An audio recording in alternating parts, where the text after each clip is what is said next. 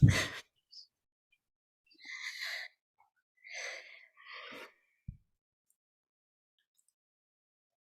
evening. Good evening. Welcome everyone to this May 17th, 2023 Environmental Quality Commission meeting. The very first order of business is to add to the agenda remote participation of Commissioner Evans due to emergency circumstances. Commissioner Evans, can you provide a brief description of the circumstances? Yes, family and medical emergency, not in my immediate, but my extended family, and they're local and have required my care. So I'm sorry that I couldn't be here in person. I believe the second piece that I'm required legally to say is that there are no other individuals in this space with me who are over 18. Great, thank you. Thank you. Okay, so any clarifying questions from the EQC before taking public comment? All right, Ms. Lucky, do we have any public comment on this item? Thank you, Vice Chair Headley. So at this time, if anyone would like to make public comment on adding Commissioner Evans participating remotely in this meeting, you can use that raised hand feature, I'm sorry, and we'll be able to unmute your microphone and you can speak for up to 3 minutes to the commission. I don't see any hands raised.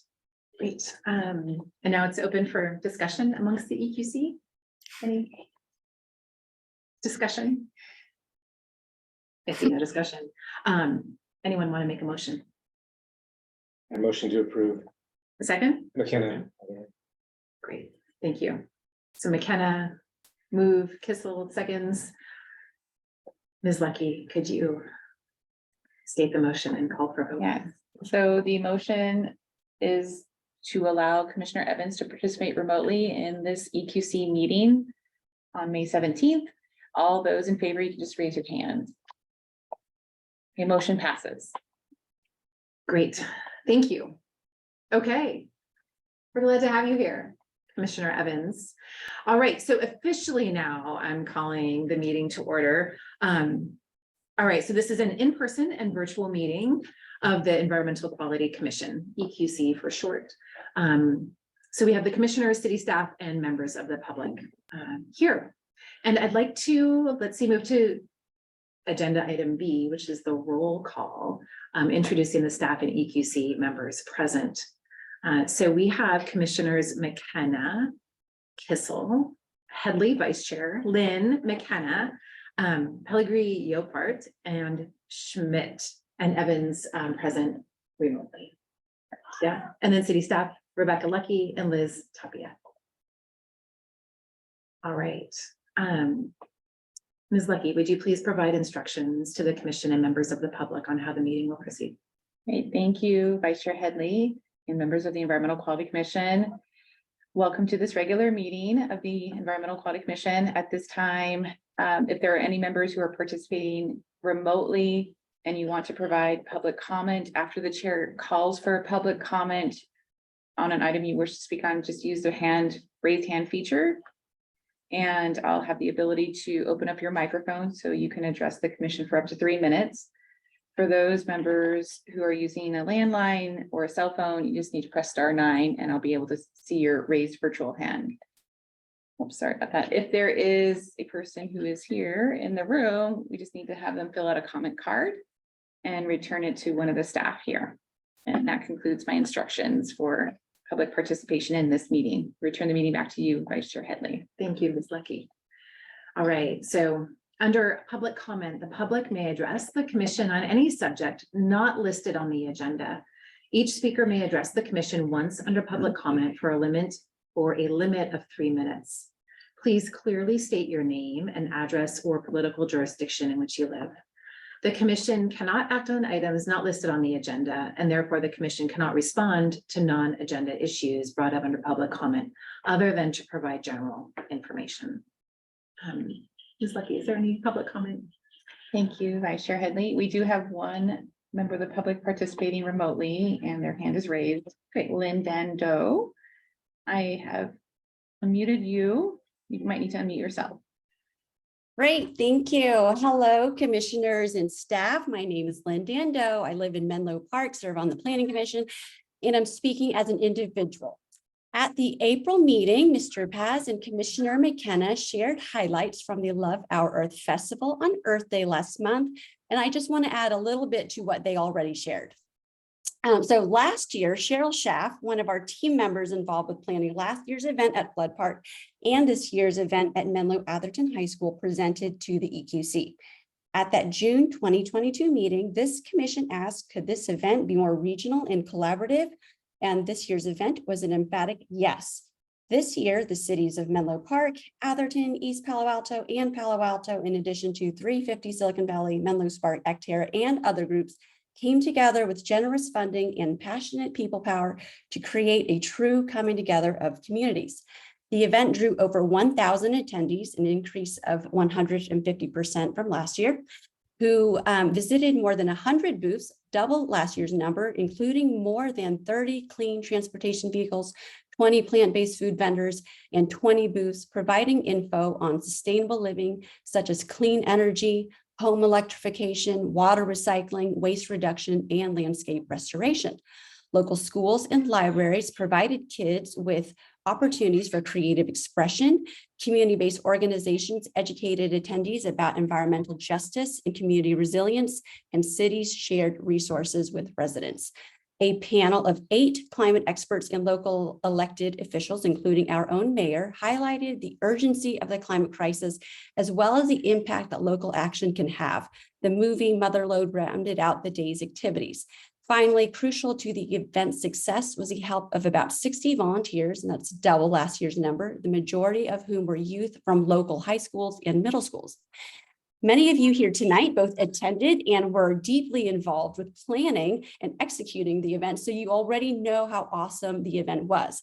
So why do I share these numbers? Well, in case you don't have them handy, and to emphasize what we can do when communities come together and that there's great interest in the community for education and action. According to the registration numbers, the highest number of attendees were from Menlo Park. So clearly these collaborative efforts were effective at reaching Menlo Park residents, and the city's contribution of funding and support was a key factor. We look forward to the city's building electrification outreach, which I noticed is on the agenda tonight, to take advantage of this momentum in our community to accelerate climate efforts in a just an equitable way that leaves no one behind, so that we can reach our climate goal together. Thank you. Thank you, Ms. Doe. That was an inspiring update, and great to hear about the community collaboration that made that happen. And great to hear about the numbers, how much it grew in size and scope from last year to this year. Congratulations. Any other public comment? No, not at this time. Sorry, I got kicked off for a little bit there, but I'm back in. All right. So moving on to agenda item D, regular business. So under regular business, the EQC considers recommendations from city staff on policy matters or administrative actions that require EQC approval. And item D1 is very exciting. We're going to welcome our new commissioners. So Brian Kissel and Eduardo Pellegrini Yopart, we are happy to have you. All right. So any clarifying questions from the EQC before taking public comment? All right. Any public comment? Ms. Lucky? At this time, if there are any members who are participating who would like to make public comment on this item, use the raise hand feature. I'll be able to unmute you. I do not see any raised hands at this time. I return the meeting back to you. All right. Mr. Headley. Thank you. So now it's open for EQC discussion, and I would like to invite both of you to introduce yourselves and just share a little bit about what inspired you to apply to the commission, and then we can open it up beyond there. Oh, yeah, let's do that. I'm gonna go first. All right, I'm Brian. Okay. Yeah, I'm Brian Kissel. And my interest is, I just think, climate change is probably the biggest challenge facing, our generation and future generations. And over the last several years, I've started to volunteer with organizations focusing on climate change. And in addition to working nationally, I want to work locally. And I've done a fair amount myself to electrify my life. And so I'd like to be able to bring my experiences as a consumer. And I've done a lot in working with organizations with multiple stakeholder groups and trying to kind of find common ground. And I think that's part of the challenges, as you may recall, in the last meeting, we talked about budgetary priorities. And so I think that's something I'd like to help us figure out is kind of where we get the ecological bang for the buck out of various initiatives we could undertake. Thanks. Yeah, and I'm Eduardo Pellegrillo Par. Normally, people try to say the R on Eduardo, but that's about it. So I've been in Menlo Park for many years. I've been a resident of the Willows neighborhood since '98.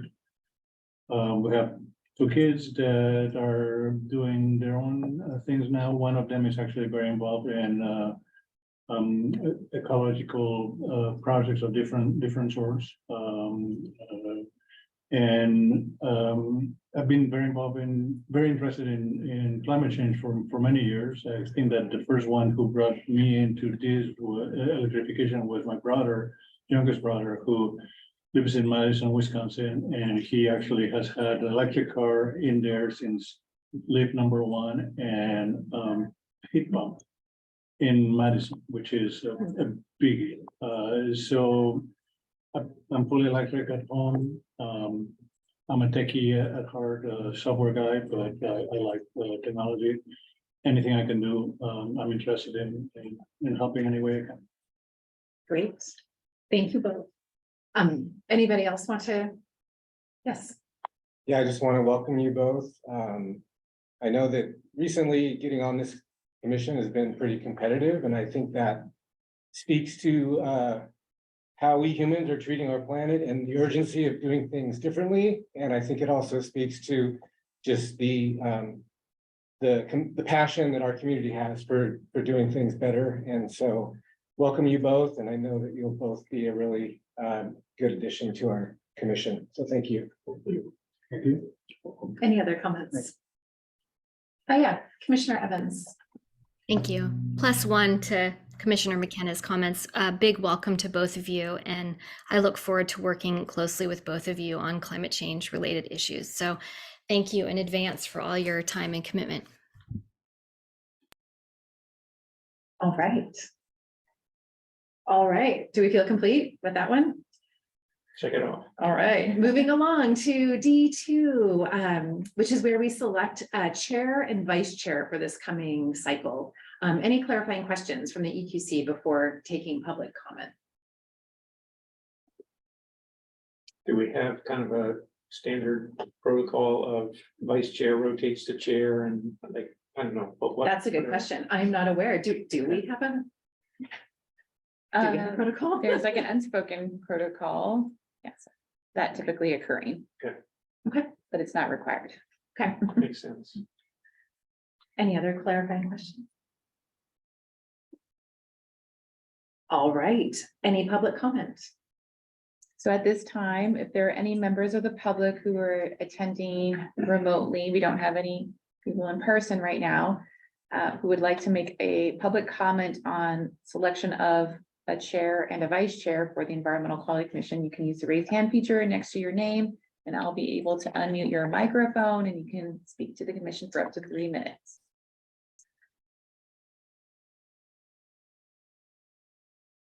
I don't see any hands raised at this time. You may continue. Okay, so now we move to EQC discussion. You can raise your hand if you have anything you want to say about this. Well, Yes. I'll just say that if you would like to be the chair, you have my vote. Thank you. Same here. I would be happy to do that if that's what you all desire. Yeah, that sounds good. I think you would be excellent. Oh, well, thank you all. So I guess the question on the table then is vice chair. We'll make a motion probably and do both at the same time. So how are people feeling about the vice chair situation? I've done it before, so I welcome someone else to step up to the plate. I'd be happy to, just because the two of us are working on a lot of subcommissions, but not if anyone else is passionate about it, then I have plenty to do as well, so. But we talk all the time, so happy to put my name in the hat. Great. The one thing maybe I'll add, so I was new last year, and being the vice chair was a great way for me to understand how the process works, like local government, commissions, all the things. So, yeah. All right, any other discussion? Is there a motion? I motion to elect Commissioner Headley as chairperson and Commissioner Schmidt as vice chair. A second. Okay. Thank you. You guys are on it today. Okay, so we have a motion from McKenna, seconded by Commissioner Kissel to elect Vice Chair Headley. As chair, that's a mouthful, and to select Commissioner Schmidt as vice chair. All those in favor can raise your hands. And yes, and Commissioner Evans is also raising her hand too, so passes. All right, we are Unanimously. moving right along, everyone. Here by 6:30. I know. All right. We are on to item D3, which is approving the April 27th, 2023 EQC special meeting minutes. Any clarifying questions from this body before we take public comment?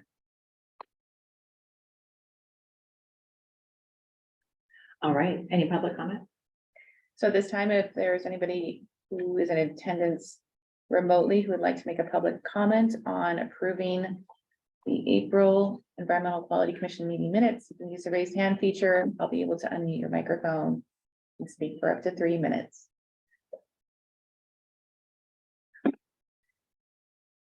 I don't see any hands raised at this time. Let me continue. Thank you. Any discussion? Yeah, One quick question about the subject. So it's not about the minutes itself, but the leaf blowers, and that was a really good discussion. Is there anything as a follow-up action for this group? I'm not sure if I'm meant to raise that way, but I noticed it was a really good discussion, but it was unclear, do we need to do anything to help with that? Or? No, the next step for that is to go to the city council. We were planning for May 23rd, but it got pushed back probably June. Still trying to find an agenda to fit it into. But definitely coming soon. But helpful if we show up and offer. Yeah, well, that's a good support. question.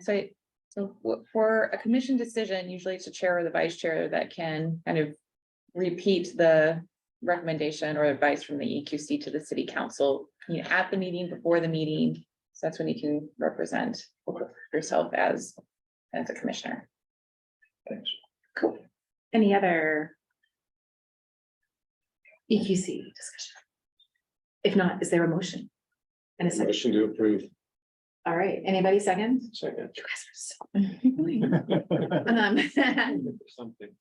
All right, Right, so the motion by McKenna and seconded by Kissel is to approve the April Environmental Quality Commission meeting minutes. All those in favor can raise your hand. And Commissioner Evans is also raising her hand, so it passes unanimously. all right. I think we're moving to an exciting thing now. All right, we're on D4, where we get to hear a staff presentation and then review and provide feedback on proposed proposed education and outreach ideas for existing building electrification. So I believe we have a presentation by For you. Ms. Tapia, is that right? Yes. Okay. Let me bring it up on the screen. I also just want to say welcome to your first EQC meeting, Yes. at least publicly. I don't know if you were in the background last time. No, this is my first one.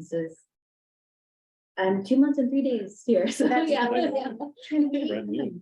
I would love to have you introduce yourself too. I feel remiss that I didn't say anything earlier because you're an important part of this team. Absolutely. Right now? Yeah. Well, my name is Liz Tapia. I have been here 2 months and 3 days, and it's been really fun. I actually came from the city of Fremont, and I have a recreation background. So I'm making a jump into sustainability, learning a lot, but I've done a lot of public outreach. And so that's what I'm here for, is to make this presentation and get this initiative going. So I'm really excited. Nice to Awesome. meet you all. Yeah, welcome to the team. Thank you.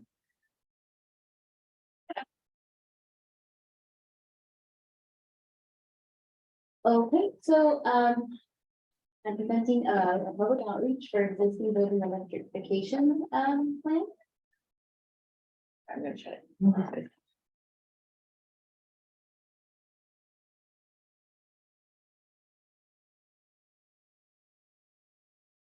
Okay, so the initial goals that we came up with are educating the public on the benefits of building electrification, providing resources and incentive information to help residents make the transition to all electric, and informing and assisting residents with city processes to streamline and fast track the transition.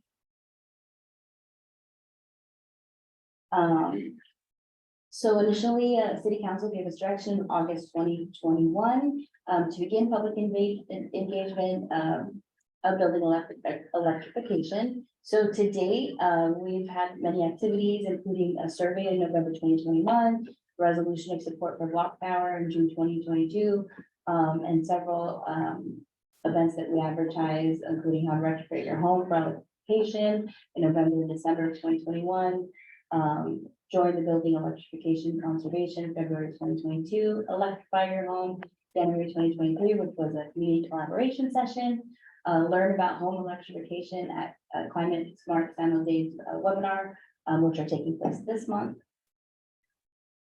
And we have web pages for existing building electrification, which was published September 2022, and that includes incentives. And also another web page for existing building electrification permit requirements. Another city web page for November 22. In November 2022, we also have done utility billing inserts, which isn't listed here. So some of the ideas that we came up with for our educational outreach approach includes our main messages is to center on what electrification is, the benefits, how to transition, the process and assistance available, and addressing electric concerns. So we will continue regular updates to the city website, update with available incentives if they become available, like Bayron and PCE, providing resources in English and Spanish for permit processes and information waivers. And then reaching out or collaborating with community organizations and on educational workshops and discussions. We'll invite general public and contractors and other stakeholders. Creating video and animated clips and publishing those as well. And producing informational flyers and postcards for mailing and distribution at events, which I'll talk about at the end of the presentation. And then social media is a big one, having scheduled posts so that it's regular with new information, the animations that we create, illustrations, polls and surveys to engage the community on all the platforms that we have. Regular posting of upcoming workshops and events hosted by and in collaboration with local agencies. And then of course, using text and email when appropriate. And then continue using informational billing inserts for water and solid waste billing statements.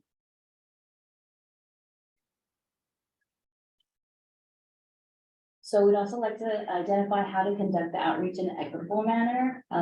So some of the ideas we had was providing the material in multiple languages, hosting in-person or neighborhood discussions in target areas, translation services for recorded webinars, working with leaders and nonprofits and providing services to disadvantaged neighborhoods, and connecting the community to resources for assistance in transition and for any other services that they might be looking for.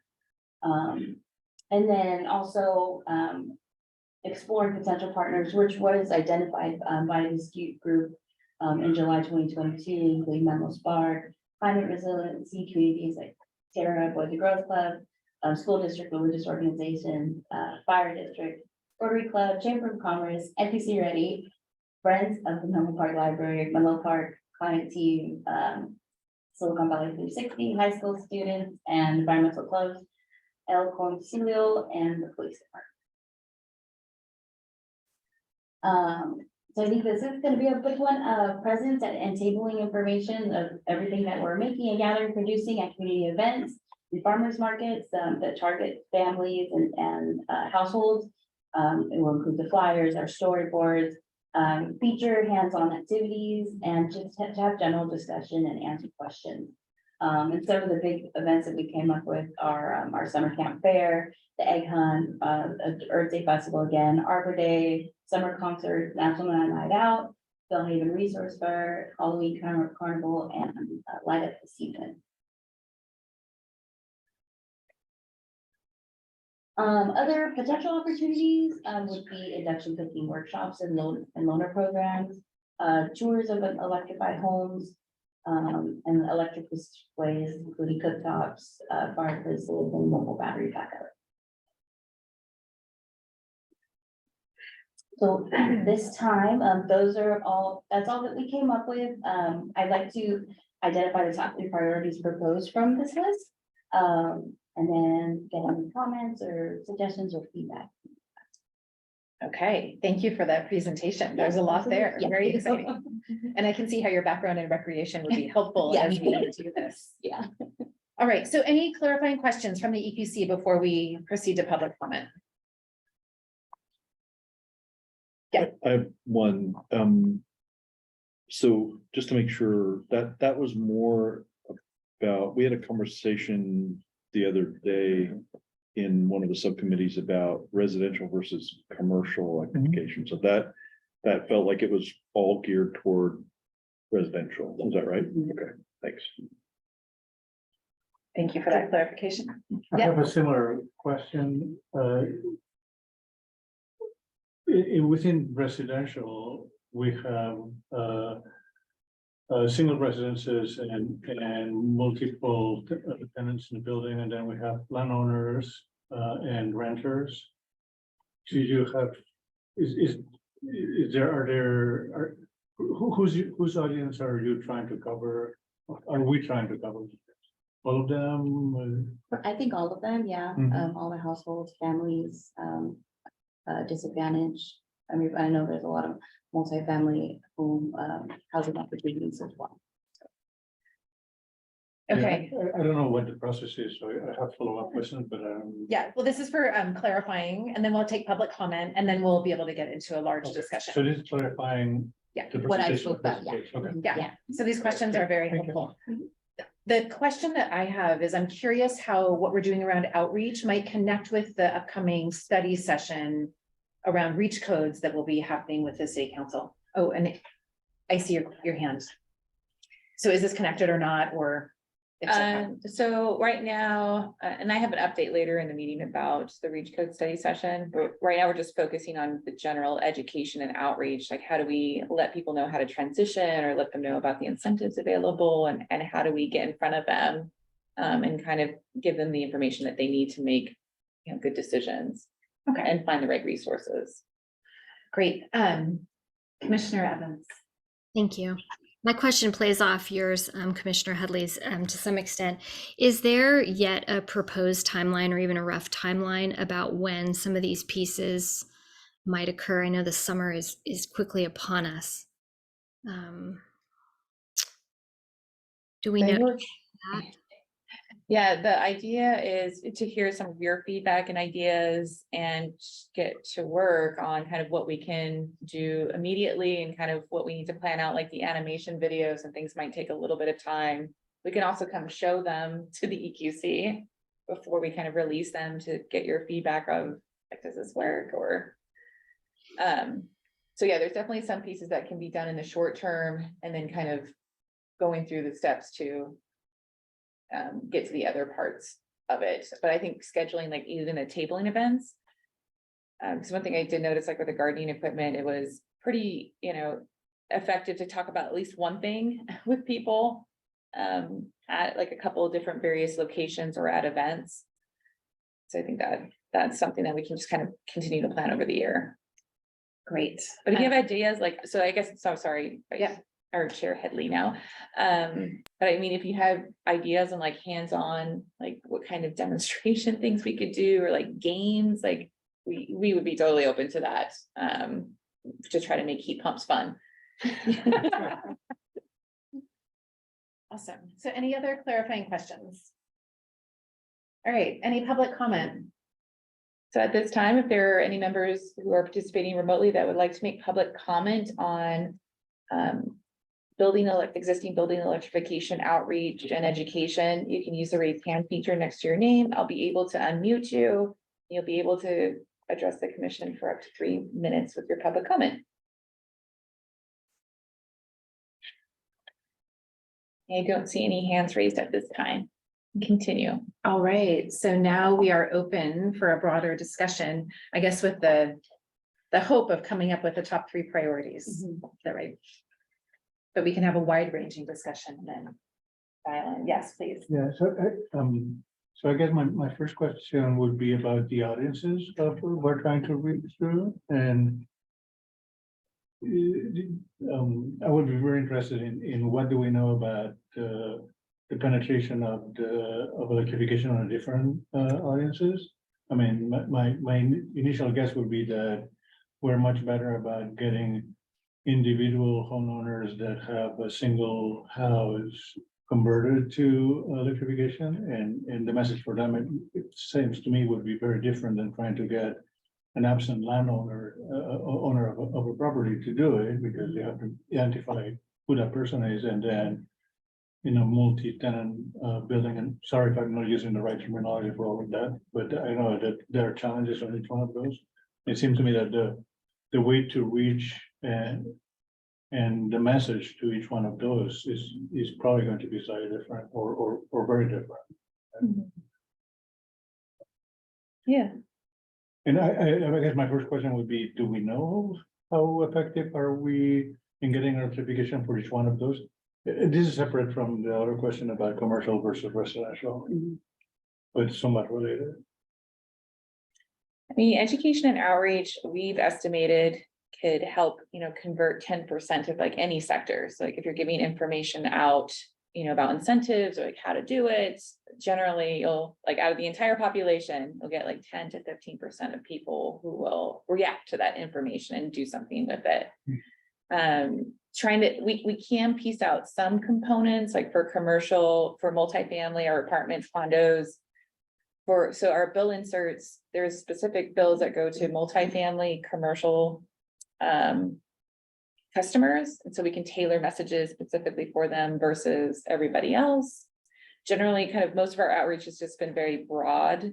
But again, there's like, mechanisms like Peninsula Clean Energy has their technical assistance program. Like we can definitely give that to and we have business license database. Like there's ways where we can outreach. I think it's just kind of figuring out like how much resources and does it take for each one of those, or is there one that you want us to primarily focus on? And like there's this other sector that we can try to get at. I do know for multifamily and condos, it is a little bit more difficult.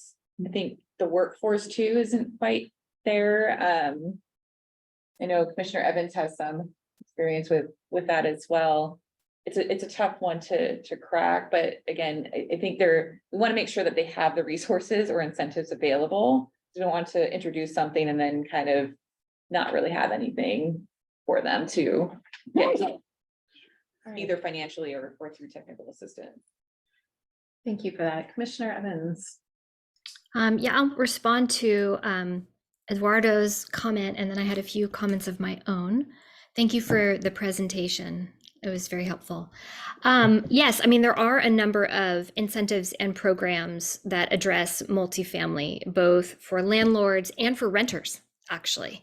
And some of that information is still being determined by various segments of our federal government, but there are resources and incentives out there. So yes, I do think it would very much make sense for city staff and or others to devise materials, if not concrete sessions that are geared towards landlords and renters. I don't want to, yes, it can be harder to electrify those, but I don't think we should give up on them because I think that there's a lot of programs and materials out there that we can leverage. What was that? Yeah, I just was forgetting that did you want to say more? Oh, I did. Yes, please, go ahead. Okay, I had a few comments of my own after the presentation. Bear with me. I have 6. I'll try to go quickly. Okay, sorry. This is an area where I've spent a lot of time thinking and working, but I want to make sure everyone gets a chance to participate. So I'll go fast. One is, I think it would be great, either as its own session or a component of all of them, to have something on myth busting. I know I've mentioned this before. There's a lot of disinformation circulating. It's a problem that will probably always exist, and yet it's something that I think we ought to get in front of, because so much of the negative feedback that we have received in the past, if not frankly the grand majority of it, has been based on misinformation. And some of it's really basic stuff, like people argue, well, if you electrify and you move off of gas, but then the grid is dirty, and then aren't you just swapping one set of emissions for another? And of course, we know that PCE provides 100% carbon-free energy, and there's all sorts of myths. If it would be helpful to staff, I believe that the electrification subcommittee and/or in partnership with Menlo Spark has compiled a list of myths that we've seen circulated amongst the public. If it would be helpful to have those topics sent to you, I'd be happy to provide it.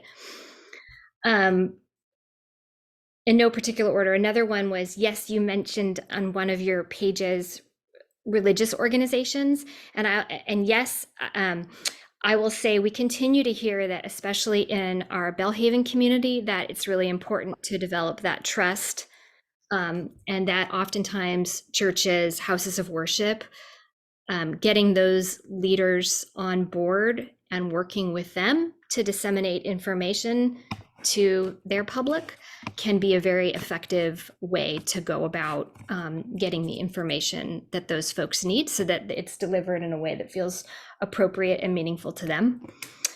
There was another piece on one of the slides about a loaner program for induction stoves. And I will also add to that, Rebecca and I were emailing a while ago.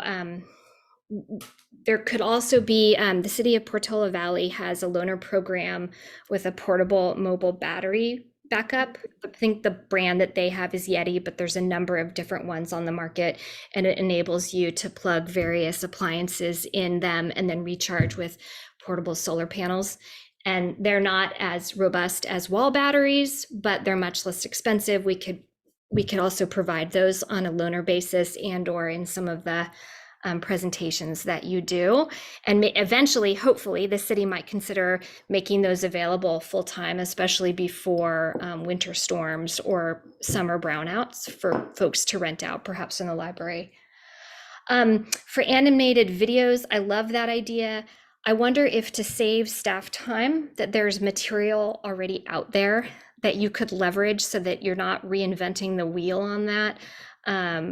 And that's for staff to decide. But, I'm thinking of Rewiring America has a lot of really good videos and material with nice electronic,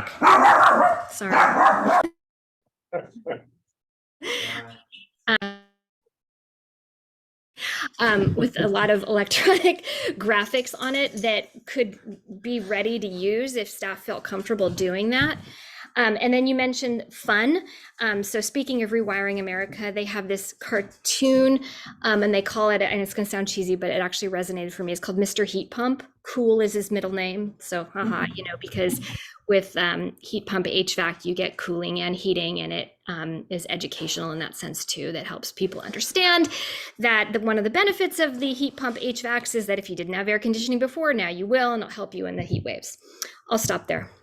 Thank you, Commissioner Evans. Yes, Commissioner Schmidt. Hello. I love, by the way, that your dog is now forever on the public record. That is pretty awesome. Oh, she's been in it before. So I had sort of, I love the plan. That's fantastic to see it laid out that way.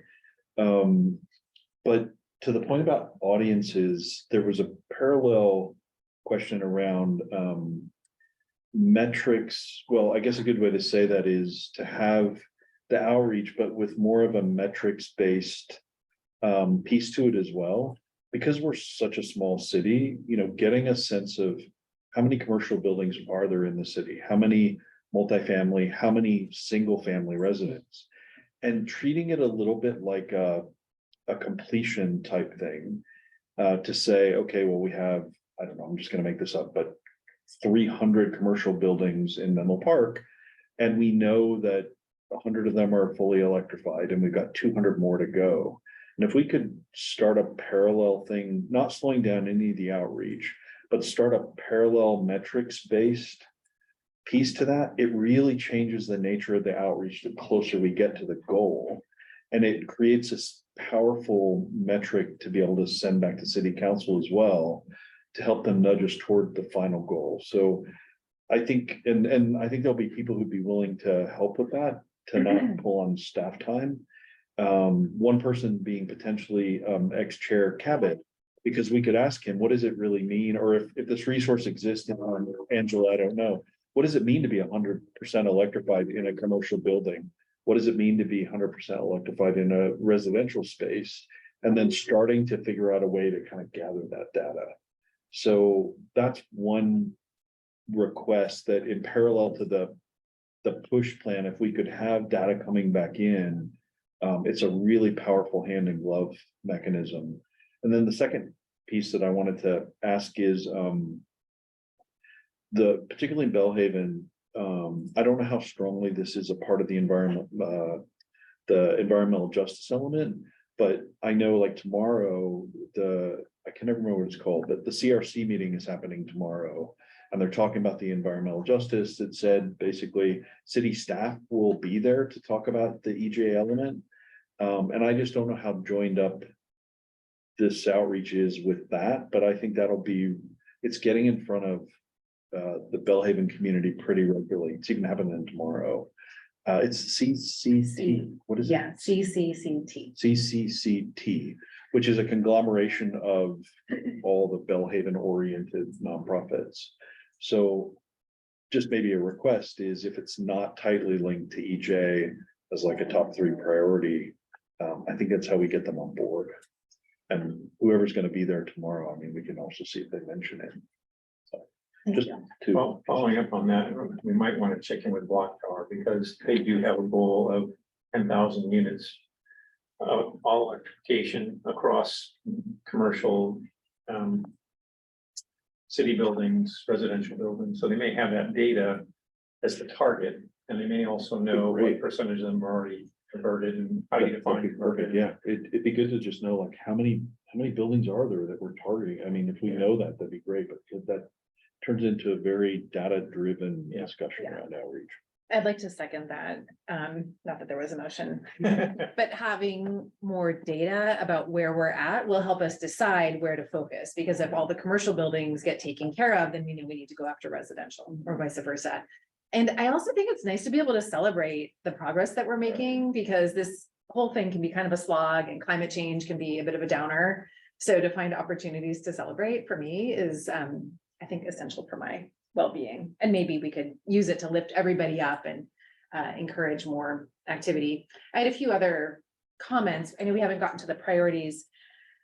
I would love to see us partner with other organizations. And I think we mentioned a few of these, but I think that will be easier to reach people. So if there's organizations that already have a ready audience, finding ways to partner will get a lot more people this information about electrification. I would also love to see us convey like the carrots that are available. And I don't even know if we can create more carrots as opposed to sticks. So there's information about what incentives are available, but like, are we highlighting that there are no permit fees for electrification? Can we pass out like Palo Alto, like, hey, here's your heat pump water heater permit, like, here's your prize, or here's $100 or $1,000 or whatever it is to go make this happen. Or is there an opportunity to do some bulk purchasing that we then say, hey, if you want to be a part of this, you know, we've got this discount, let's do it. A question about the utility bill inserts. So my utility bills are all paid automatically, so I get no inserts. I don't know how common that is. But I've heard the insert referenced a few times. And I just don't know if it's being seen by anybody, given how online we all are. And then I had a question kind of about social media, because I think in the past there was one person from the city who was doing social media. And I was wondering if, because I think this could be a great way to get information out, but I don't know if all the social media for all of this can go through one person and have it actually be effective. So I guess then maybe that's a question. If we decide it's a priority, maybe you could have access to that as well. Not at this point, it goes through one person right now, so Okay. yes, yeah, it still does. So if we decided that was a priority, we'd have to get other teams on board with. Right, I doing would submit this. that information to that team, yeah. But when we've had it with one person, it's been pretty, it's not like there's a blockage, it's just, so like Liz was Okay. saying, like we can schedule the messaging and just have it like ready to go and figure out like which groups. I think sometimes it's a little tough, like getting things in like different newsletters. Like the library has like its specific kind of content that can only go in there. And there might be flexibility again, if this is a priority, you know, Yeah. there's some room potentially for educating folks who subscribe to the library newsletter on Yeah. heat pumps and how to make that happen. I just have one more comment, then we'll go. I think my main point is, because we've had a lot of experience, Jeff and I and others, doing community outreach through these community collaboration sessions. And I think the one thing I'm really taking away is that you need to go to where the people are. So if you go to where the people are, have some outreach, it's hard to, I don't know, it's hard to get people, what we're seeing is like, it's hard to get people to come together to talk about it, because people either just want to do it or they don't really want to talk about it, you know? Yeah, and I would say it's like the similar situation we had with the gardening equipment outreach. I mean, we Yeah. had very low attendance in the webinars, although we have people viewing the recorded webinars, like, you know, That's 50 or 100. But yeah, the actual attendance of that is very low, and yeah, attending the farmer's market and Celestica Market in Bellhaven was really effective and So, communicating.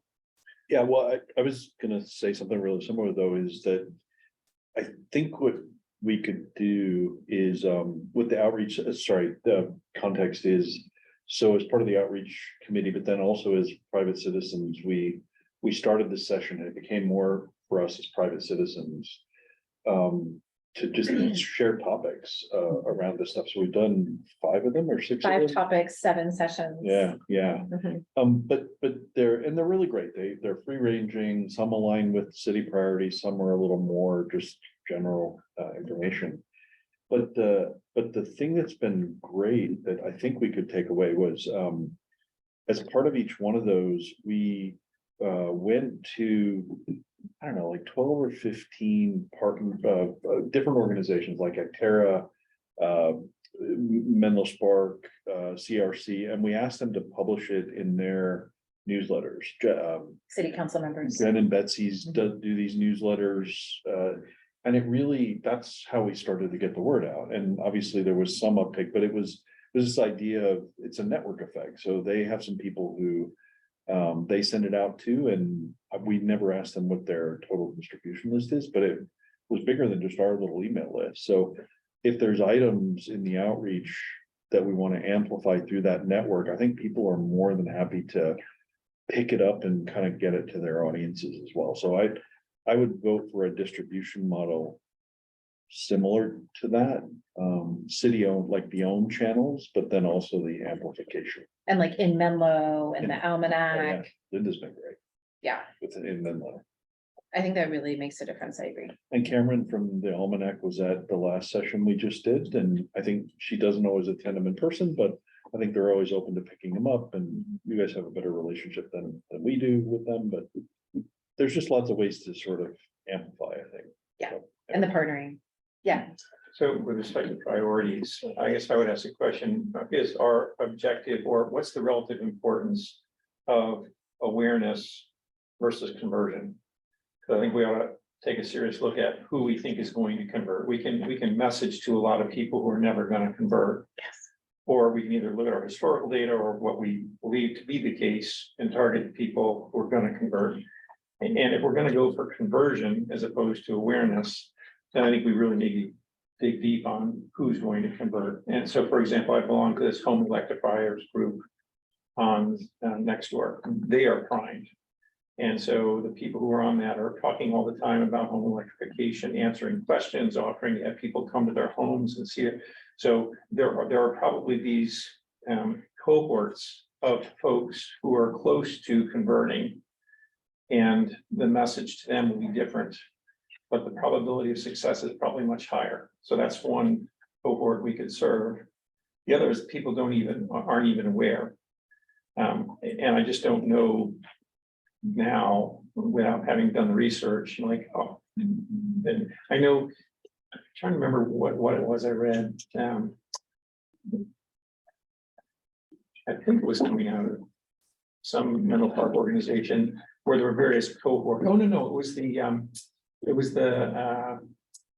PCE Citizen Advisory Committee. They'd actually created profiles for different segments of the market with different plans to address those, the early adopters and the light greens, the heavy greens, so that they've gone through that kind of market analysis to say, here are the markets that we're targeting, here's the messages for each. So I think, given that we have limited resources, both financial and human resources, just getting clear on what we're trying to achieve. And my belief is that at this point, getting more conversion will help drive others. Like people, they're hesitant. To your point, Angela, some people, there's the myth busting that has to happen. But I think that the strongest conversion tool is word of mouth from people who've done it and been successful and like it. And so, for example, I did one of those house tours, and I don't know who it was that sponsored it, but there were like 5 or 6 homes, in the Mid-Peninsula, and you could go talk to each of the homeowners, and that was really helpful. And I got on to, after I converted, I went on to this home electrifiers group, and I volunteered. And I said, I just put in a heat pump. I just put in a heat pump, hot water heater, and I'm happy to answer questions. I'm happy to have you come to my house. So that's not going to be somebody who's renting an apartment or a landlord, probably. It's going to be an individual homeowner who's probably already biased to want to do something either for economic or environmental reasons. Yeah. And so, just figuring that out, I think will help give guidance to the city council on our relative priorities. I think you raised a really good point. I see your hand. I'm wondering if there's a percentage, like maybe 10% of our time is general outreach and 90% is One working, program for this, one program for Yeah. that. something like that. All right. Just building up on that one, I 100% agree.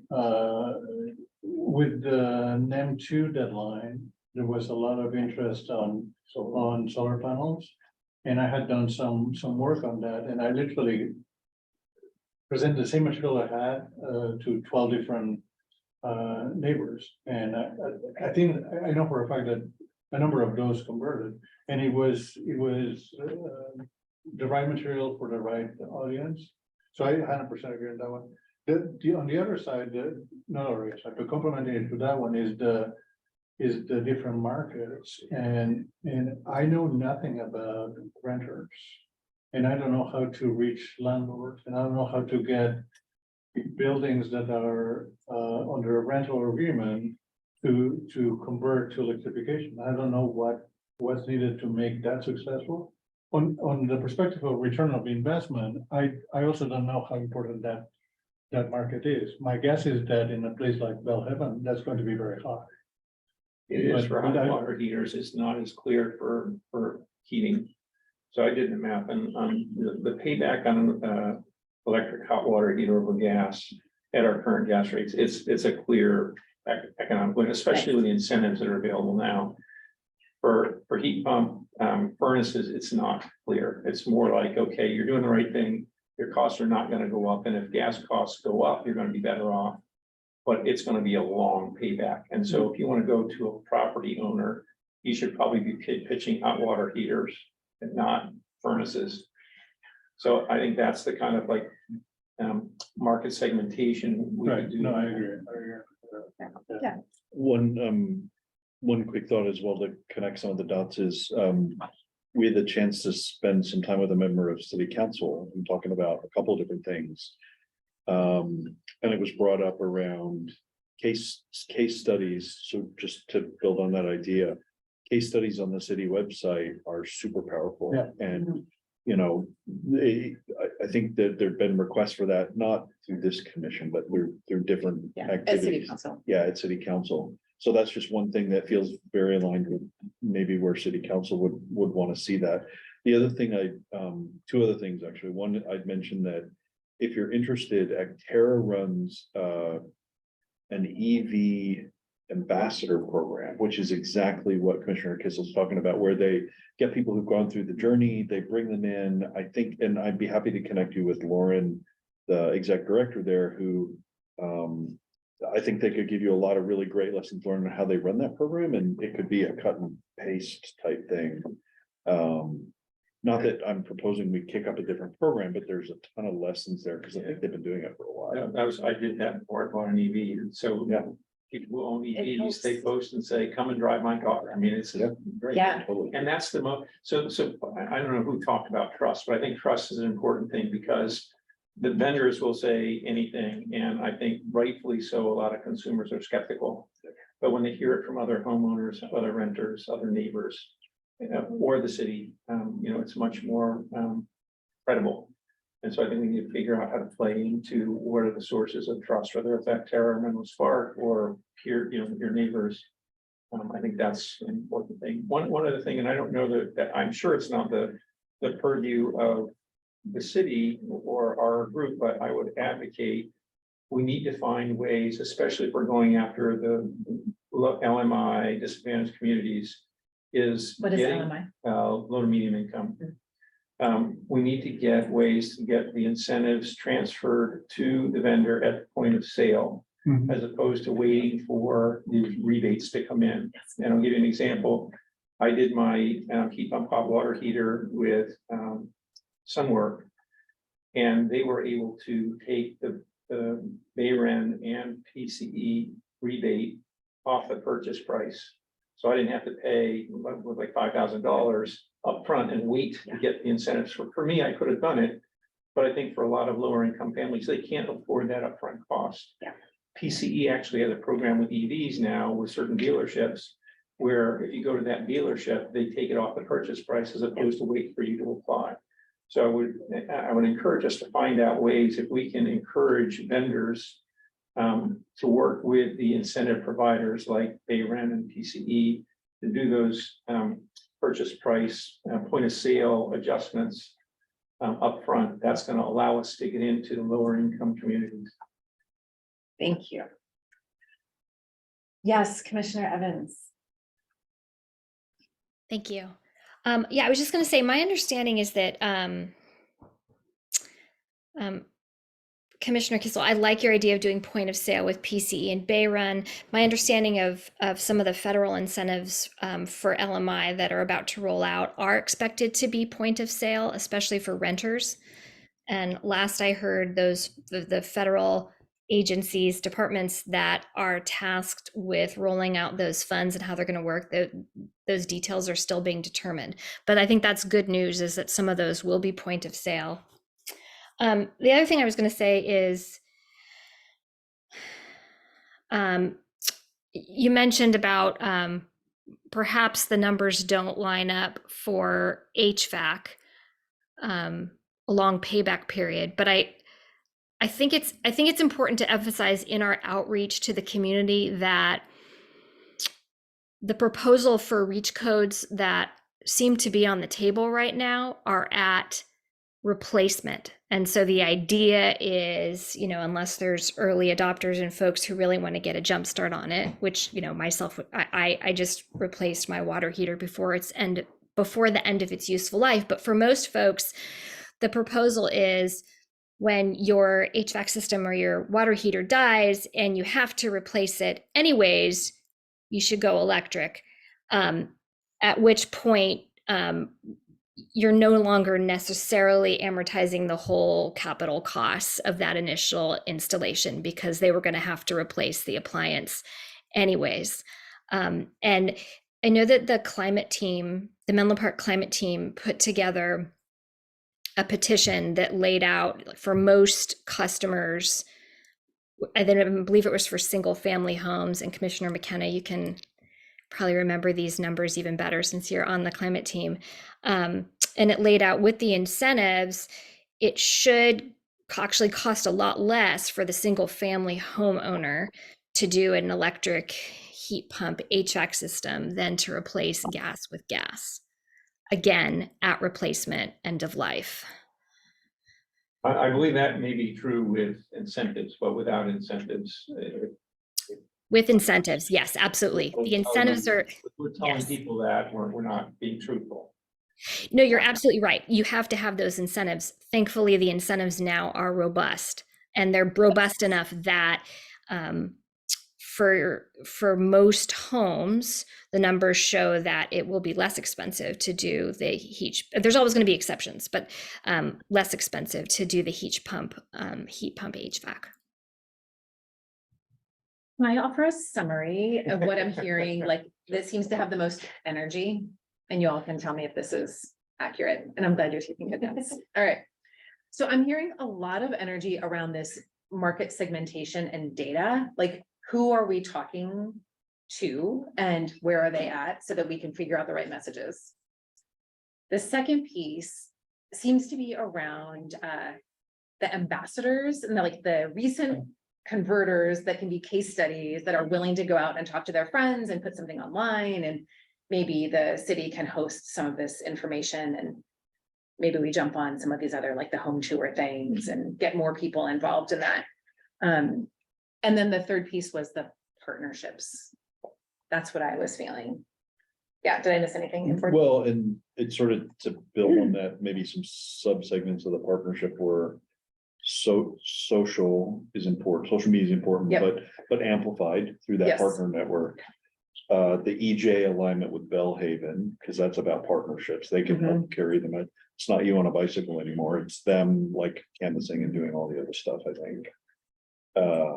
And then this wasn't partnership, but the incentive alignment and simplification felt more connected to the messaging.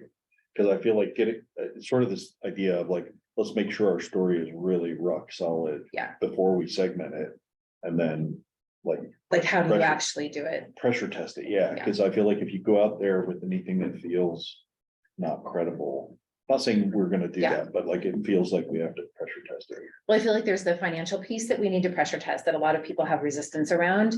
And there has been historically, and I think the city has been working on it, the permitting process being a bit of a cumbersome set of things to jump through. But I think you all have been working on simplifying that too. And the fees being waived, I think is something that we should highlight if you're electrifying.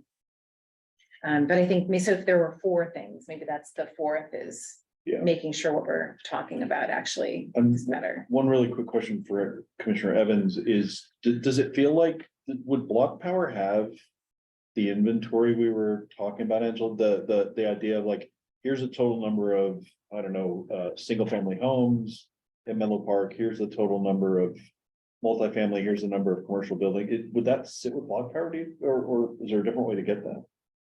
I think that data are public already. I know having taken an initial stab at that, there's about, depending on how different organizations cut the numbers, or somewhere between there's 12,000-ish buildings.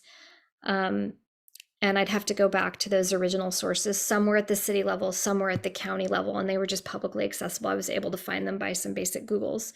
We could probably figure out from there how many of those are commercial, how many of them are multifamily. I don't think you'd even need to go to Block Power for that. Again, it would be a rough cut, but. I think I saw the Commissioner McKenna's hand, and then let's go here. Just a quick comment, Jane Goodall has a quote, only if you understand can you care, only if you care will you act, and only if you act shall we all be saved. So I think understanding the situation is really important, and that's what I think this outreach helps people do. I'm kind of new to all this, and 2 years ago, I had no idea that what I was doing in my home was affecting the climate. And so I think part of our outreach might want to include the message that, 40% or whatever the exact number is of our emissions from our city come from our buildings. And so if you look at the polls, 80+% of the population is concerned or very concerned about climate change, but a lot of people just don't know what I can do. So letting them know that switching out these appliances in their home is a really impactful thing that they can do, I think will resonate with a lot of the population. But I just want to say I also agree with all the other comments that the other commissioners have made, and I'm really excited that this outreach is starting. Always want to be mindful of staff resources, and echoing some of the other comments of let's leverage as much as we can what's already out there. These climate smart webinars are excellent with Sean Armstrong. We can refer our residents to those. I mean, there two have already happened, but it's a great, maybe we can do something like that. I don't know, but it's a great resource because he's there to answer questions, very specific questions that people have about what can they do in their home and how do they do it and what's it going to cost. So again, leveraging as much as we can what's out there would be great. Awesome. All right. You had something you wanted to say, yeah? Yeah. I was just gonna add on, so for the building question, we don't know exactly what type of equipment is in each building. And I think there are ways to get that information, but we also have our greenhouse gas inventory, and specifically for natural gas and electricity, we can break out commercial versus residential, and commercial definitely is more than the residential sector as far in terms of emissions from natural gas. But yeah, so that's one way. And what we hope to see is a decline each year in natural gas emissions because people are converting. So I mean, it's a really good indicator. We're also, of course, tracking our permit fee waiver program and figuring out, okay, it's been 28 water heater conversions. So there's kind of some other metrics that we could get to kind of see that portion of the pie shrinking for our emission. And it's we get it from PG&E, so it's incredibly accurate. It's one of the most accurate pieces of information we actually have for So are you saying inventory. that, I want to make sure I'm clear, that the commercial buildings are generating a majority of the greenhouse gases for the city? From buildings, from the building sector, yes. So we measure building sector, transportation, and then solid But waste. does building include residential? Yes, Okay, buildings. so- Mhm. So commercial buildings is the highest percentage of building Right. generation. But just to build on that, just because I was trying to get the synopsis to connect as well, is probably fewer actual buildings, but generating a higher percentage. Is that an accurate? So we actually have our progress report from I'm trying to pull it up right now, from 2021, that shows building energy emissions. I can share the screen. Yeah, because if it's like it's 30% of the buildings doing 80% of the emissions, like that's. Yeah. Right. Yeah. Yeah. The other thing I was thinking about is this notion of, Yeah, here we go. from a conversion perspective, these incentives go away over time. And I don't know each one, but like with EVs, you've seen them come and go. And so if you want to convince people to convert, you need to say, hey, The money's there's incentives available until funds are depleted. So if you're thinking about doing this, you probably should do it now, like get good. All right. So, Oh, great. I'm sorry. So Yeah, I mean, this is just kind of, I'm going to show you two graphs. So this first one is kind of we've been tracking our emissions since 2005 to 2019 before the pandemic. So we're going to redo our inventory, but those years of the pandemic are going to very much skew our results. So we're going to have to figure out what to do with those. But you can see when we joined PCE, how much our emissions from electricity dropped off. And so we continue to expect to see that Sorry, what's the decline. green versus the Yeah. yellow? The green, I'm sorry, the green is natural gas usage. Oh, Yellow is electricity. What's the definition of building? Is this all buildings or just? All commercial, buildings, or is yeah, that- all buildings that have a PG&E meter and they're paying their bill. Yes, I'm sorry, so electricity's been trending down. right. Yeah, Even as we're electrifying, That, that's so, counterintuitive. maybe we're well- getting more efficient.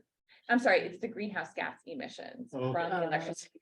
Okay. Should explain a lot more in so this we want graph, the sorry. number- So we want the number to go down in general, Yes. because that's the green gas, we're We're showing measuring it's just green. emissions, yes, not the electricity Okay. usage. Um, Okay, And Rebecca, oh, sorry. does this measurement happen as part of the annual update to the climate action plan or? Yeah. Okay, Yes. And when is so the next time we expect to see that? early 2024. So this graph here shows a difference between the sectors. So the blue line is residential and the green is commercial. And you can kind of see where the trends are going with natural gas emissions between 2005 and 2009. So we're actually seeing an increase in some of these years. Let me 2019? see if I can. Yeah, but it is Oh, yeah. 70-30. To your point, Jeff, it's 70% commercial versus 30% residential. Yeah. Yeah, and you said this is PG&E provided data, Yeah, and what percentage of are there other sources than PG&E, or would this represent like the biggest chunk? this What's is natural all. gas? It's gotta be Total, all- it's Yeah, all, we're like 100% PG&E shop. Yeah, we have no other. Right, I mean, natural gas. you know, we're using PCE's greenhouse gas emissions coefficients, right? Because they're different than PG&E's portfolio and PCE's portfolio. It's very different. But for, yeah, the amount being consumed in the community by all buildings. Yeah. And broken out, yeah, this is, again, incredibly accurate because it's coming from the utility bills. That's great, but that's great, Yeah. because this, the underlying data here gives us the number of buildings, the number of resident, like we can unpack the data a little bit to understand. But I mean, it is interesting that 70% of the emissions are coming from commercial. Yeah. Versus, so, you know, we could. We haven't, I haven't been thinking about commercial, I've only been thinking about residential, and clearly we need yeah, to. yeah. Same. that's I'm what- so glad you Where asked the the gas question. As we were thinking about the return on investment Yeah. on our. We were thinking of the total number of buildings, right? And you logically, you think there's more buildings, there's more emissions, but it's Yeah, the other part is that the number of people you have to convince to make a big difference is much smaller, Indeed. right? And they are also going to be very driven by the economics. So if you can Yes. convince them that putting solar panels on their flat roofs and switching to heat pumps is going to save them money, Mhm. that seems like. Yeah, So back to the point of Brian on the champions or the ambassadors. What we need is more Commercial commercial ambassadors, yeah. that will say, Mm. I did this and it saved me this much money. Mhm. But a quick question, so that's why I asked the clarifying question at the beginning, was that your plan was really oriented toward residential. Is there a companion plan coming to talk to commercial, or is that something we should look at? Because looking at this, the big swing is commercial. Right, and I imagine it to be quite different. I'm imagining it Oh, more yeah. consultative, sending someone in and actually like a strategic advisor to go to each of these. Well, Angela, isn't that what entities. Block Power is doing? They're going after commercial I and. think they only do residential. I I think thought it it's was low income only residential. I think of it as residential. They're They're, doing city visit. they city do, work. yeah, they do, every building on the block, which is part of why they came up with that name. So they can do all of them. Thus far, we've been focused on residential, but I agree that it makes sense to have an outreach and sort of separate program to reach commercial building owners.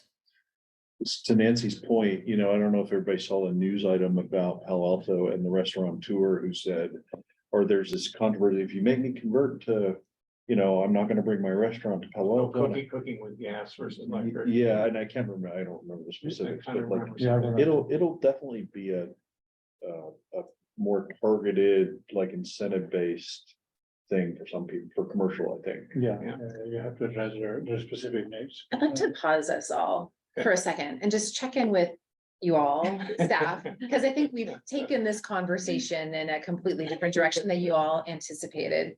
So I want to make sure your needs are getting met as well. Are there questions you all have for us? And yeah, I'll pause there.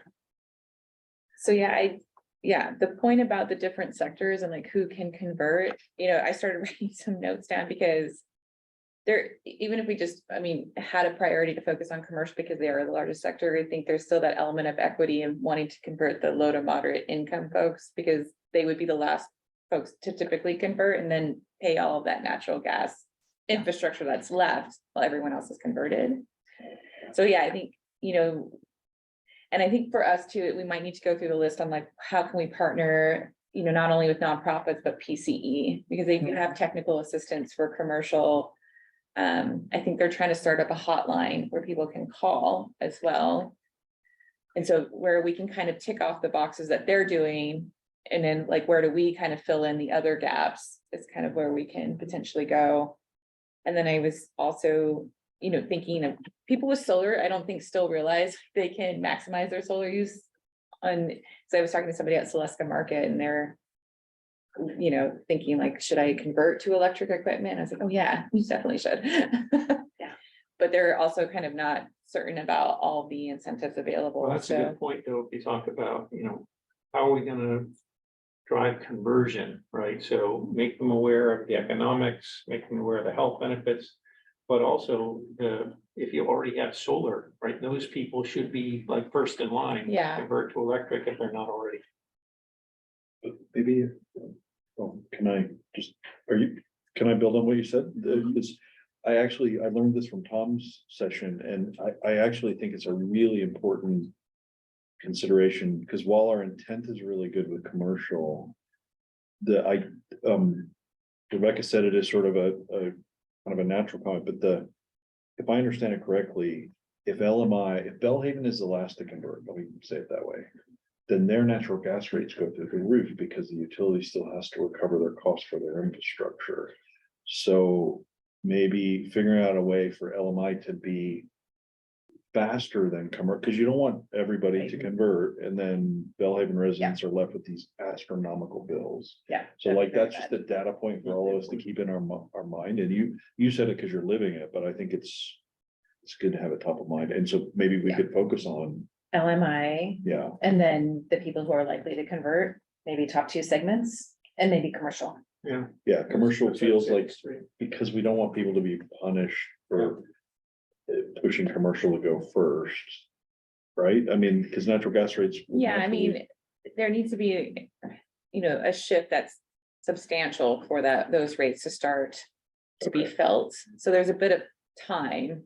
Yeah, And we also have funding as well that's coming from the state to help with low to moderate income. yeah, So that's definitely going to be an area of focus over the next 2 to 3 years. And so it's kind of like, yeah, what else should we kind of focus in on? And tackle with commercial potentially, or those who already have, and we can go through our permit database and find out who installed solar. And I think maybe like our- reach out to them too.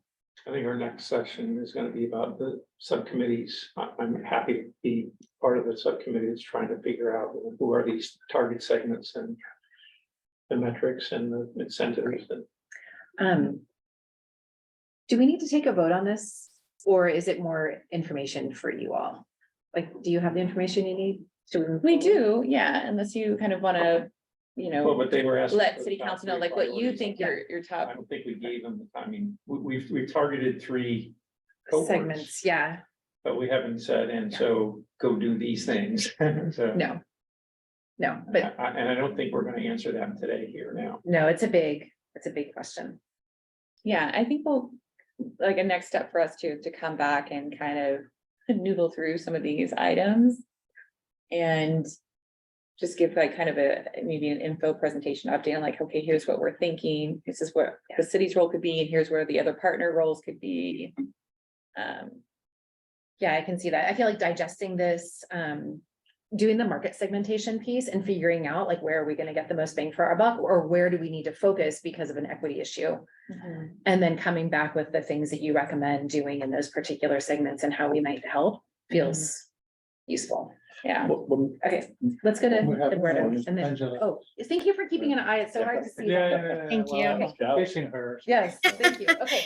Thank we'll you. go Evans and then Schmidt, and then we'll try to Thanks. wrap it. Quickly, staff, would it be helpful to you? I don't want to be a burden, but if if I found the sort of consolidated myths that we've seen time and time again in some of the comments of our local papers and things that we've heard, so that you know what some of those top themes are that could be helpful to address in some of these outreach sessions. So you sort of nip those pieces of disinformation in the bud as you go. It might also help you be prepared for what some of the naysayers are going to throw at you, and that you could respond to easily. Yeah. Yeah. Would you like me to send you some of those themes Yeah. that we've Yes. been seeing? yes. Okay. All right. I don't want to be overbearing, but I think we have some of that material consolidated. Okay, great. Thank you, Commissioner Evans you. and Commissioner Schmidt. Yeah, just two really quick ones. Would it be helpful to connect with Actera about their ambassador program as well? Because I can ping Lily. I don't know if you know them yet, but I can ping Lily and Lauren there and just, you know, get a coffee and learn. So happy to do that. And then Sorry, they're what? Actera, it's their EV ambassador program, how to like get some learnings from how they do it. And Rebecca, it's more a question for you, like this, I think I'm thinking of PG&E maybe the wrong way, but if the rate increases happen, would that be across their entire service area? Like it wouldn't be bound by Menlo Park? Correct. Okay, because I'm really sensitive to the idea of Bellhaven rates going up, but you said something that triggered, like, it's so far away.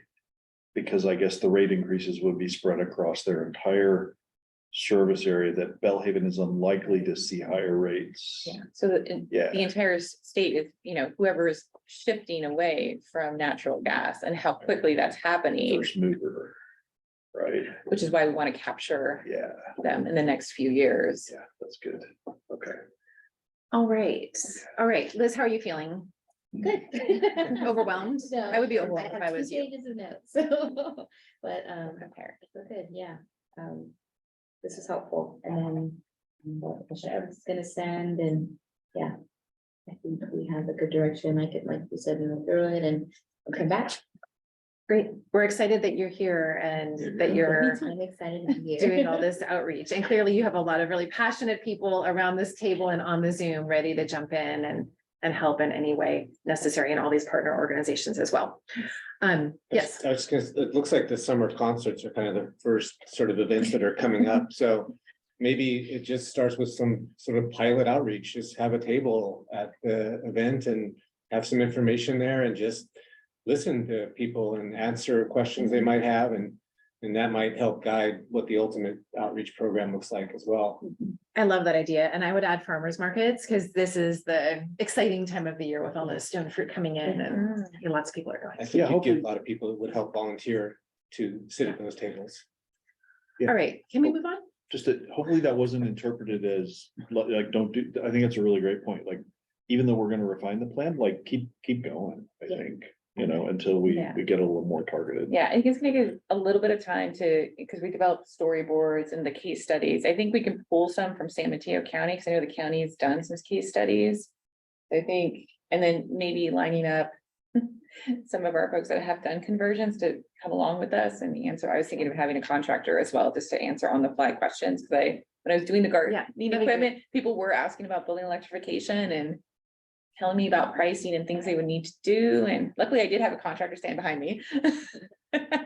So we were able to kind of clarify a little bit of the cost. After Ruben at Sunwork. So Tom is on the board of Sunwork Mm-hmm. and Ruben is about as passionate and informative and objective as anybody can find. That's great. That'd be helpful. All right, we're moving on. Oh, can we take Are we? oh, can we take a break? Oh, yeah, totally. How does that work? Yes, a quick break.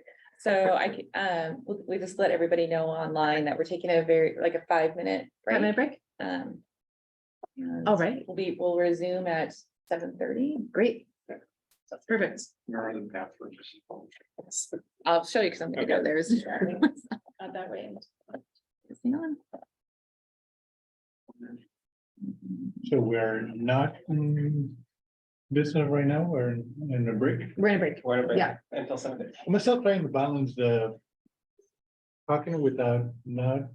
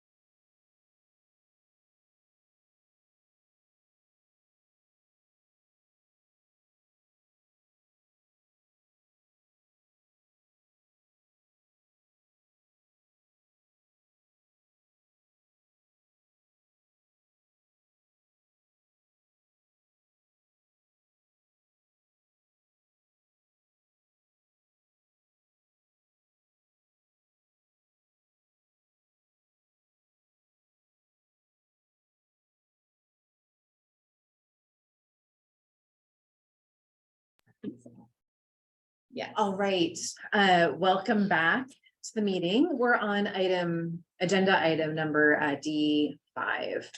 And I believe we have a presentation from Ms. Lucky about considering disbanding commission subcommittees and establishing a process for creating ad hoc subcommittees going forward. Thank you, Chair Headley. I can start this slideshow.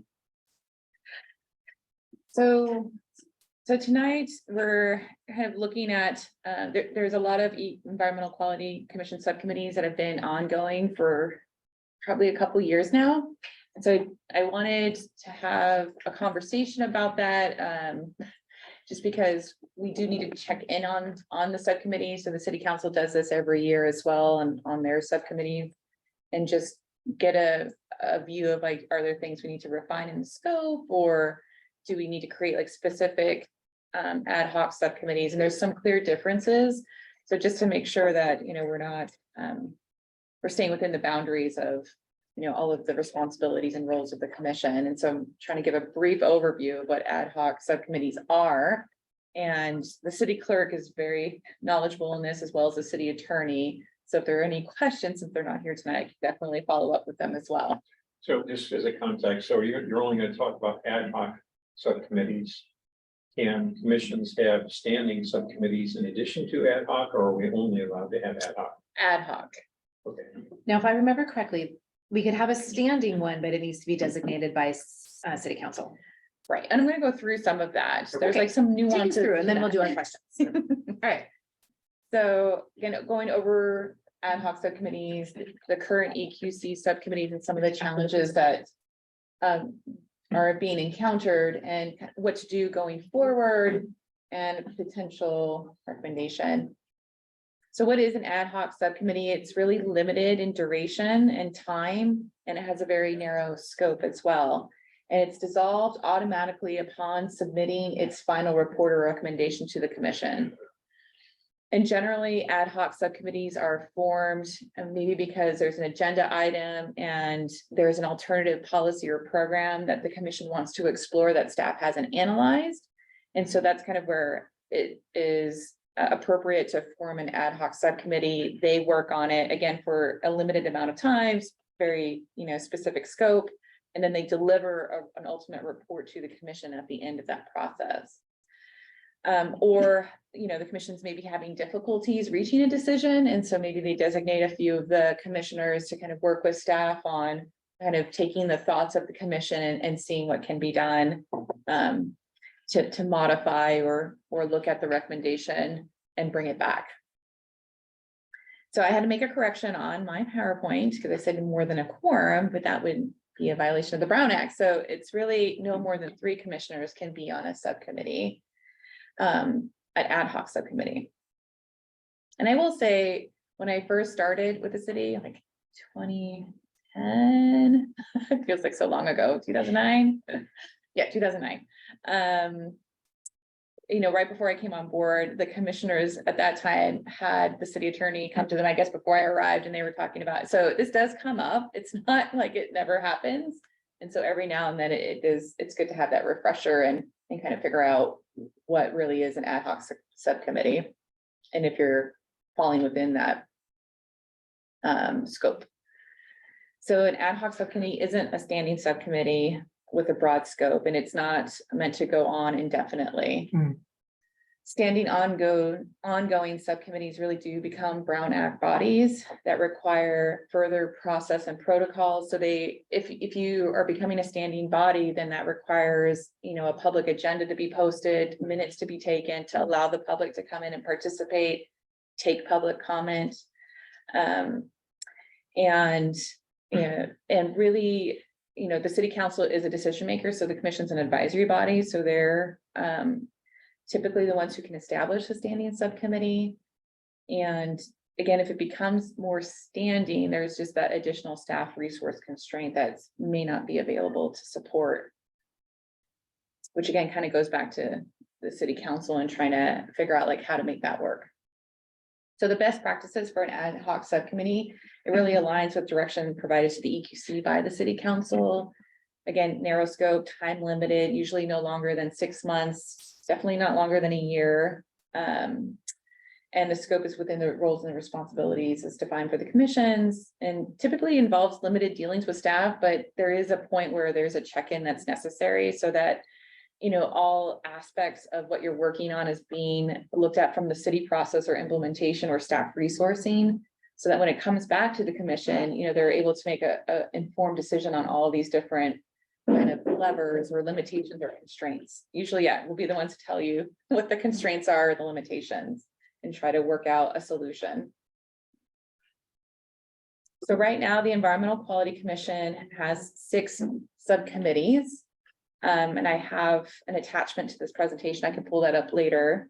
But it's the Building Decarbonization Subcommittee, Transportation Decarbonization, Climate Adaptation, Climate Outreach, Trees and Sustainable Initiatives, and Exploring Collaborative Opportunities. So some of the challenges with the current subcommittee makeup is that they've lasted longer than a year. They're very broad, the scope, where we are needing to maybe narrow it down, and several subcommittees do require staff resources and coordination. And so it just, you know, we're trying to make sure that you get the greatest value in what you're working on, you know, makes it in full form. And so it does require more staff involvement in supporting the subcommittees. And, you know, some of the subcommittee activities are outside of an advisory role. And so, you know, again, there's just potential challenges with that. And so trying to think through, I mean, everyone's active outside of the commission, doing things, helping us, like Commissioner Evans emailing us, like, what are the myths or partnerships or introductions to other organizations? Those are all really helpful. And so some of the work that's been done as individuals is like the citizen collaboration sessions, you know, researching opportunities like grants, and attending meetings of other commissions. That's totally, we really don't need a subcommittee to do that. And working with electrification partners on specific projects, like Commissioner Evans has been doing. And so all of that doesn't mean that you have to stop doing it. And you can certainly share those experiences as items come up in the Environmental Quality Commission. That is really great advice and feedback, what you're hearing and seeing in the community and what you're working on. So one thing that starts to become problematic too is with like several subcommittees is that you may be on a few of them, and that starts to kind of cross over, you know, potential conversations that can be had. And it makes it very difficult, even from a public perception, to know, like, you know, is there more than one conversation going on? And so want to kind of work on, you know, even if you're working as individuals, like, who's your Brown Act buddies? So since you're a larger commission than the city council, you can have up to 2. So it could be three of you kind of talking to each other. But again, those 3 can't join another 3, or the 3 buddies, you know, have to be kind of careful about if there is a subcommittee formed, like now you're adding a 4th person in. So maybe like the best idea is to choose, like, you know, just one other person, because that kind of keeps it a little bit cleaner. But again, we can talk about what that looks like. So the city council has usually a Brown Act buddy. And that's where they can just kind of have more freer conversations, or maybe they are working on something together in the community that's not city business. And that makes it, again, a bit less risky for you as commissioners. So something to consider for tonight. I mean, we can kind of go through all the subcommittees, figure things out, but looking at kind of which ones maybe need to be refined, we can continue that and kind of bring it back next month and figure out, okay, well, these ones make sense, but we just need to narrow the scope down maybe. And then always just making sure that you're informing us of who your Brown Act buddies are. And I think just from a staff kind of resource perspective, and also to avoid any Brown Act issues, like limiting, you know, to maybe no more than 2 at a time. And then just following the best practices when forming subcommittees. And so some examples of where we've had, you know, more aligned ad hoc subcommittees is the 2023 Environmental Quality Commission work plan. It was very short in duration. It was like 3 or 4 months. Chair Headley and Commissioner Lynn were working on that. And they brought back a report to the Environmental Quality Commission. And then after that report happened, it was disbanded automatically. We had our former commissioner, Elkins, who worked on gas-powered gardening equipment, again, research, kind of worked with staff on like what made sense, and then presented a recommendation to the commission.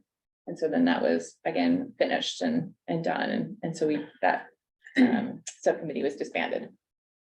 That's really all I have, and I can pull up what subcommittees we currently have here and kind of the scope as well. Just for reference here, but I know Chair Headley probably wants to ask if anyone has clarifying questions or public comment. Mhm.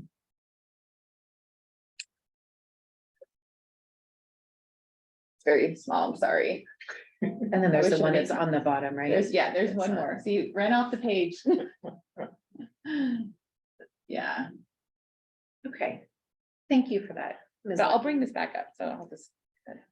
Okay. Clarifying. Are you complete with your? Yes, thank you. Thank you for that overview, and it sounds like there's two concerns we need to primarily be worried about is the Brown Act violations, which obviously we want to stay in line around, but also honoring staff time. Is that right? Yeah. Okay, great. So any clarifying questions from this body before we ask for public comment? Let us raise our hands and I'll call on you. I'm brand new, so I don't have a bunch of questions, but then tell me whether it belongs here or later. What's the Brown Act, buddy? Oh, so it's one person that you can turn to that doesn't form a quorum. And so you can you can maybe work on projects without having to worry that you're going to violate the Brown Act. Because again, you can't have a quorum or like a string of people. So you really essentially just pick one or two people in this commission, probably like just one other person maybe, and that's kind of who becomes your Brown Act buddy. And so as long as, if you're like, say, paired up with Commissioner Schmidt is not going to be a Brown Act buddy with Commissioner Lynn. Right? Because Like a daisy The chain. scope, Yeah. the scope of the he said it better. conversations are anything, or is it, how does that relate Yes, to it could the be- ad hoc? it could be anything. Committees, or it is independent of the ad hoc committee? Independent Oh, of the okay. ad hoc site. So that would be the way we stay true to the Brown Act while we're engaging in other activities beyond Okay. outside of the EQC. Right. So- Like, so for that's example, they essentially have the, a two-person committee without a time bound. right.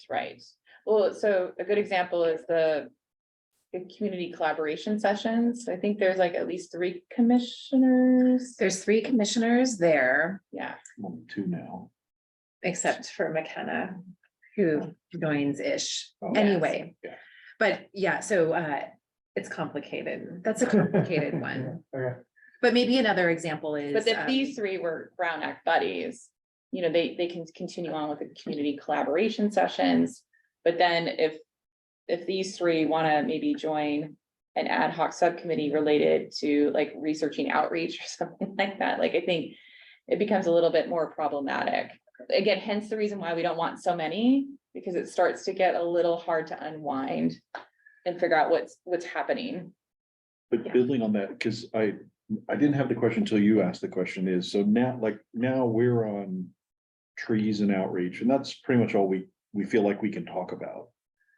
But if there's a buddy situation, it could be any subject. Right. It's not limited to the subcommittees we're on today. Mhm. Okay, that makes sense.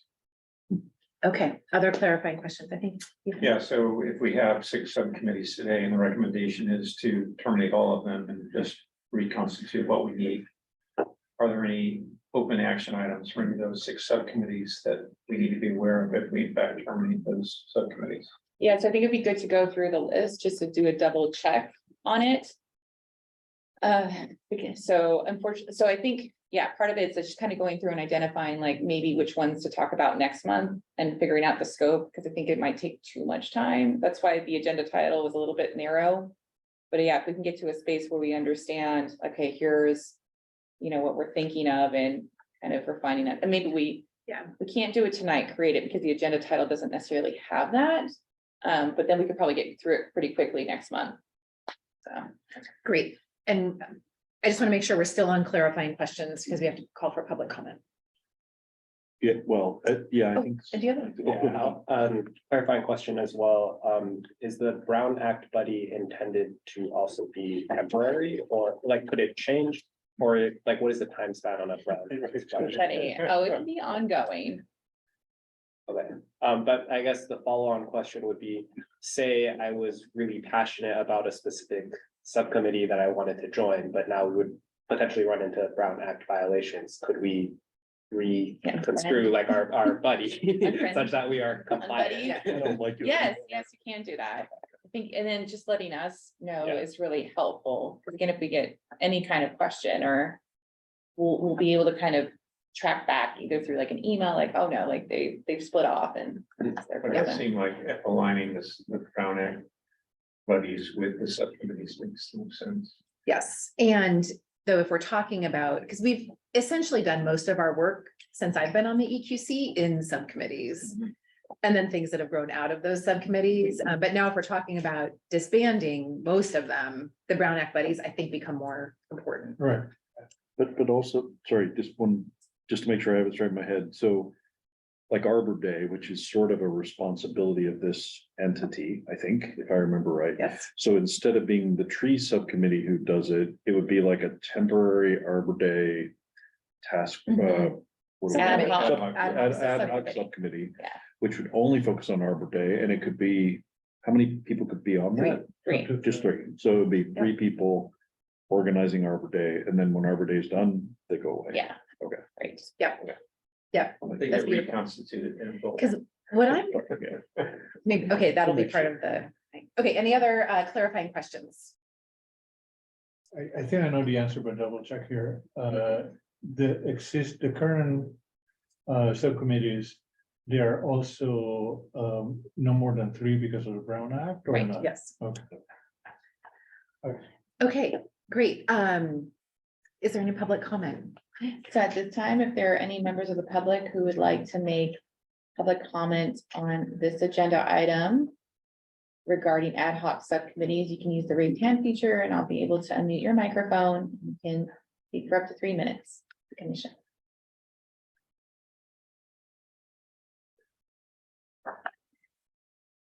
I don't see any comments at this time. Great, so continuing on, I think for this next section, Ms. Lucky, if you could bring up the descriptions of the subcommittees, because I'm only on two, but my understanding is that some of them may not be terribly active. Or could, because I think the main concern I have is there's so much passion and there's been so much work happening, whether it's part of a subcommittee or outside, we don't want to hold back on the good work that's happening. So that's, I think, the main concern is like, how do we continue this beautiful forward momentum, whether or not it's part of a subcommittee or not? All right, so I would like to recommend that we do building decarbonization last, because there's active work happening there. But maybe I'm just imagining we could, like, as an example, trees and sustainable initiatives. We just got through Arbor Day. I think we want to support Jillian in getting the urban forest master plan going.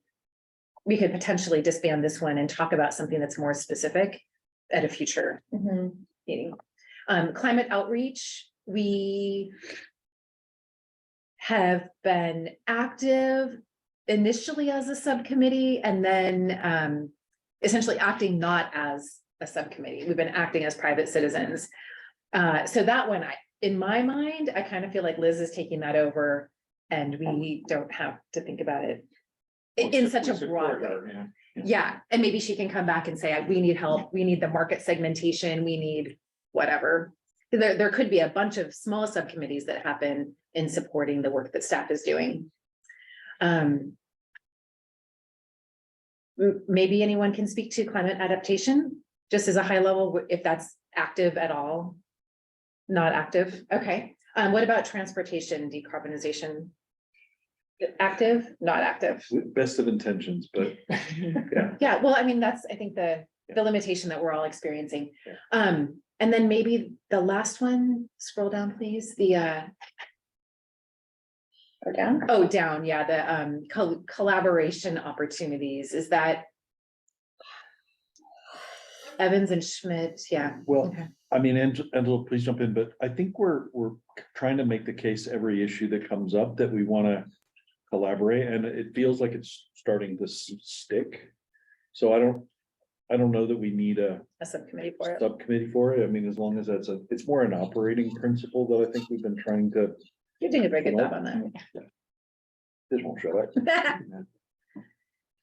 Yeah, so, I think Angela's raising her hand. Oh, You great. can't see her, but I can. okay, yes, Yeah. Angela. Oh, yeah, I agree, Commissioner Schmidt. And I was just going to say, I do have to depart at 8. I let staff know that in advance, and I am on the building decarbonization subcommittee. So if it's, Let's go there, please, tell us what's No, going on there. it's up to you guys. No, I think that's where we're at. In my view, not being on that committee, my sense is that's quite a large body of work that could potentially become more narrow and focused, where we could all maybe get involved and support this effort. But I don't know enough about it to know if that's appropriate or not. So maybe someone who's been intimately involved could give us an update, Commissioner Evans. Maybe. Yeah, I mean, either that or Commissioner McKenna. I mean, we're both on it. Okay. I'll let you guys And find this it out. one, and I realize we're maybe going to decide this next meeting, but this one strikes me as, so when there's near-term agenda items on City Council's agenda, it may make sense to form an ad hoc subcommittee, and I would imagine that this might be an area where that could make sense, since the outreach is starting, and City Council may try to pass a REACH code ordinance relatively soon. I've heard discussions about by end of calendar year, perhaps. So let's see. Gosh, a whole bunch of things. And Commissioner McKenna, please feel free to jump in. So there's the state funds, $4.5 million that the city is imminently about to receive. It's the intention was for it to cover the capital and installation costs for homes or multifamily homes, properties in our Bellhaven community. It won't, 4.5 million is actually not enough to reach all of the buildings in Bellhaven, but I believe the hope is that with some of our partners, once we complete a number of homes with those subsidies from the 4.5 million, that we then may be well positioned. And when I say we, I mean outside partners, to raise additional philanthropic funds to electrify the rest of the homes in Bellhaven. And, you know, we've been working to also electrify our market rate homes with Block Power.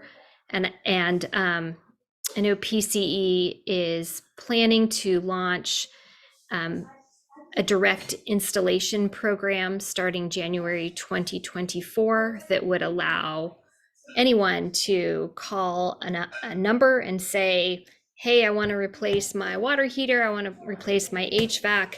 Can you help me do that? Who are the contractors? What are the incentives? Sort of one-stop shop.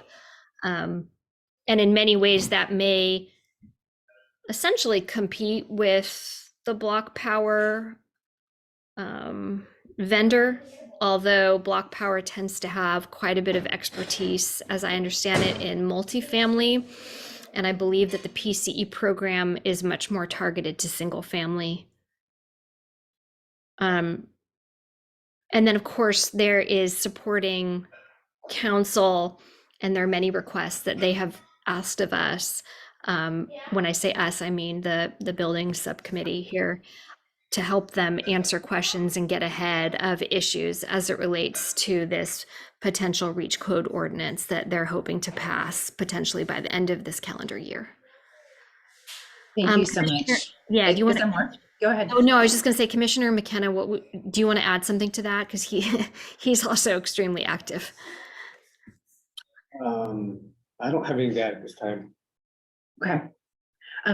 Commissioner Evans, thank you so much for detailing out that all of what you all are doing on this subcommittee. It's clearly a huge lift and a top priority for this commission as well as for the city council and I think staff as well. So I think you had your hand up, Ms. Lick.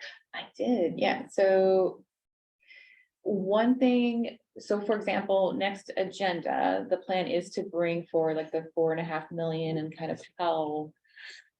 What does that look like in implementation options, because we do need to go to the city council at some point, and I'm positive they want to hear what your advice is.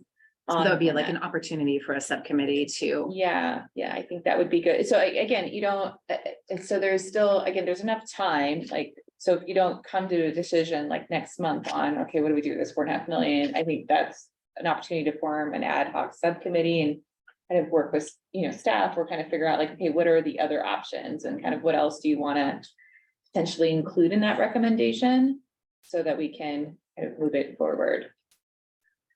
Can I ask you a clarifying question about that, Rebecca, if you don't Oh. mind? Are you waiting for that formal guidance to give to the state before the city actually, physically receives those funds? And the reason I ask is that I know we're eager to get started on electrifying a number and retrofitting a number of the homes in Bellhaven, in part to get them access to air conditioning and cooling for the inevitable heat waves that are coming. And so we'd love to get started sooner. My understanding too, but Rebecca, you're going to have a better sense of this, is that the state may not require like a bulleted list with, all your T's crossed and I's dotted that outlines precisely how the city plans to use those funds, that some kind of general buckets or general description may suffice. And I ask that only because I just would hate to wait for EQC's very, precise guidance and put on hold the transfer of those funds to the city. Yeah, that's a great question. So yeah, we don't need to wait until all the final decisions are made. We can say, we're in the planning stages. This is generally where we would like to use the funds for it. Like this is the goal, the vision. So we're actually going to continue on with that process and submit to the state probably in the next week.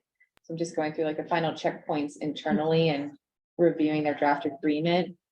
Because it does take them about 4 to 6 weeks to get back to us, kind of and then we sign. Okay, thank you. So that's great there's news. definitely, parallel timelines going there. So we'll be okay. Okay, thank you. Yeah, thank you for getting them the general guidance, even if EQC hasn't weighed in on all of the specifics. Yeah. Let's get the money. exactly. Yeah, Exactly. we want Yeah. to get cooling in Bellhaven. Yeah, I mean, the only caveat I would add to that is, when we do get the money, right, we still need to either partner, find contractors, like that's gonna still take time, so. I don't want to dampen the summer, but I mean, we can certainly do our best. What isn't that Block Power's charter is to find and validate or qualify the vendors who can do this work? It is, but staff, you can answer this. My understanding though, is because we are receiving public funds from the state, that the city may have to go through a formal either RFP or other process to formally select those contractors. And in some ways, I realize that seems kind of counterintuitive when the funds came through, I think in part because the city already had this resolution to work with Block Power, but I do believe that there is that bureaucratic piece that the city needs to make sure that it's done. It can't just automatically select certain contractors that have been pre-identified. Am I articulating that correctly, Correct. Rebecca? Okay. Yes. Yeah. All right. I know, Commissioner Evans, you need to go. Is there anything else you wanted to add before you hop off? No, that's it, unless anyone had Okay. any quick questions. Thank you. Thank you Okay. for reminding me of my own time that I need to Yes. go. Yeah, we totally get it. So at 7:59, Commissioner Evans is exiting the meeting. Yeah, and I'll just say thanks again to our two new commissioners. It's really exciting to have you both on board and so engaged and asking so many wonderful questions. So thanks for being here. Thank you. Yeah, thanks for everything you do, Commissioner Evans. All right. All right, so what I'm seeing, wait, did you put your hand up? I did. There are two yeah. hands. Yeah, Um, we'll go here and then here. I also have one, but after you. well, I like that we're parsing the existing subcommittees, but I was hoping we could take a small step back to unpack, how to unpack it. It's something that I'm just not clear on is, so we kind of inherited these as new members of the EQC. Some of them going on a little long, we kind of monkeyed with them and changed them a little bit. But if we did decide to disband them completely, it's unclear to me how would the new ad hoc subcommittees form? Would that be city staff telling us we need a subcommittee and who's interested? Or as a body, would we be able to say, we really want to come together to work on X, and we can decide ourselves to form a subcommittee? Because that feels like a really important data point. For ad hoc, we can do it ourselves. But Well, we need to, as the chair and vice chair, working with staff, get the formulation of a subcommittee on the agenda. Hmm. So we need to have an official agenda item that we then discuss and then vote on the formation and then the filling of that subcommittee. But before that, we can act as Brown Act buddies. well, it's more like the specific example is, I'd be okay disbanding trees, but like city council voted, well, I don't know if they voted, they decided that urban forest master plan is now a tier 1 priority, right? So that'll trickle in like as of last week. So I can imagine an urban forest master plan at some point potentially being a subcommittee. Yes. So the question is more like, okay, if we're gonna have a continuation of that process, then we can sort of put it on the agenda, discuss it, agree, discuss it with you obviously ahead of time. Like that would be how that would happen, as opposed to waiting for you to ask us to be a subcommittee, because that's what Yeah, I think yeah. it's kind of what it, like, for example, the urban forest master plan. So if it's a tier 1 project, if it goes through adopted, I've already noted that down, right? Where, and I think this is kind of goes into this other section of trying to streamline the commission agenda topics too, so you can kind of see like, ooh, like we're missing Hey, something. Rebecca, I don't think they know about that, so maybe you should Yes. tell them. Okay. And then that'll answer this question, then we can back in. But for the urban forest, like, for example, staff would kind of come and say, look, we've got a first draft. Here it is, like, review it, tell us like what your feedback is. And so, and yeah, this kind of feeds into this overall conversation, like, how do we connect the different city divisions and departments who are working on a lot of sustainability initiatives? Like, we work specifically, Liz, I, and Ori on the climate action plan, but there's water conservation, there's safe routes to school, like there's a lot of other elements that result in greenhouse gas reductions too. And so one of the thoughts potentially is, could we develop a calendar of agenda items for the next 12 months? And look at, and that way staff is prepared too, so they understand like, okay, what is it that we need to bring? So we can have these conversations internally to, figure that out, and they can be more prepared to give you information. And then at that time, you can kind of see like, once that item is presented, do you see the need of an ad hoc subcommittee because there's something that's missing in that and staff has not explored, like, Is that? how it fruit would- trees, for example, or something like that. I have a question. Is that how that would typically happen? Because my experience of the subcommittees thus far has been more in advance of the staff report. So the subcommittee is working, they're talking with staff, and then together something comes to the EQC. Are we doing it backward? I think it's not that it's backwards, it's just just the timing. I'm trying to like think through. Because if you're forming it beforehand, we haven't maybe made our recommendation yet. We haven't had any kind Is of it material. primarily, because I think the subcommittees, in my experience, like even just thinking about the little I know of the building subcommittee is they're helping you all form recommendations. And the urban forest master plan trees team was like encouraging staff to like, let's do this. Yeah, that's kind of my question as well, is like, would that mean because that committee went away?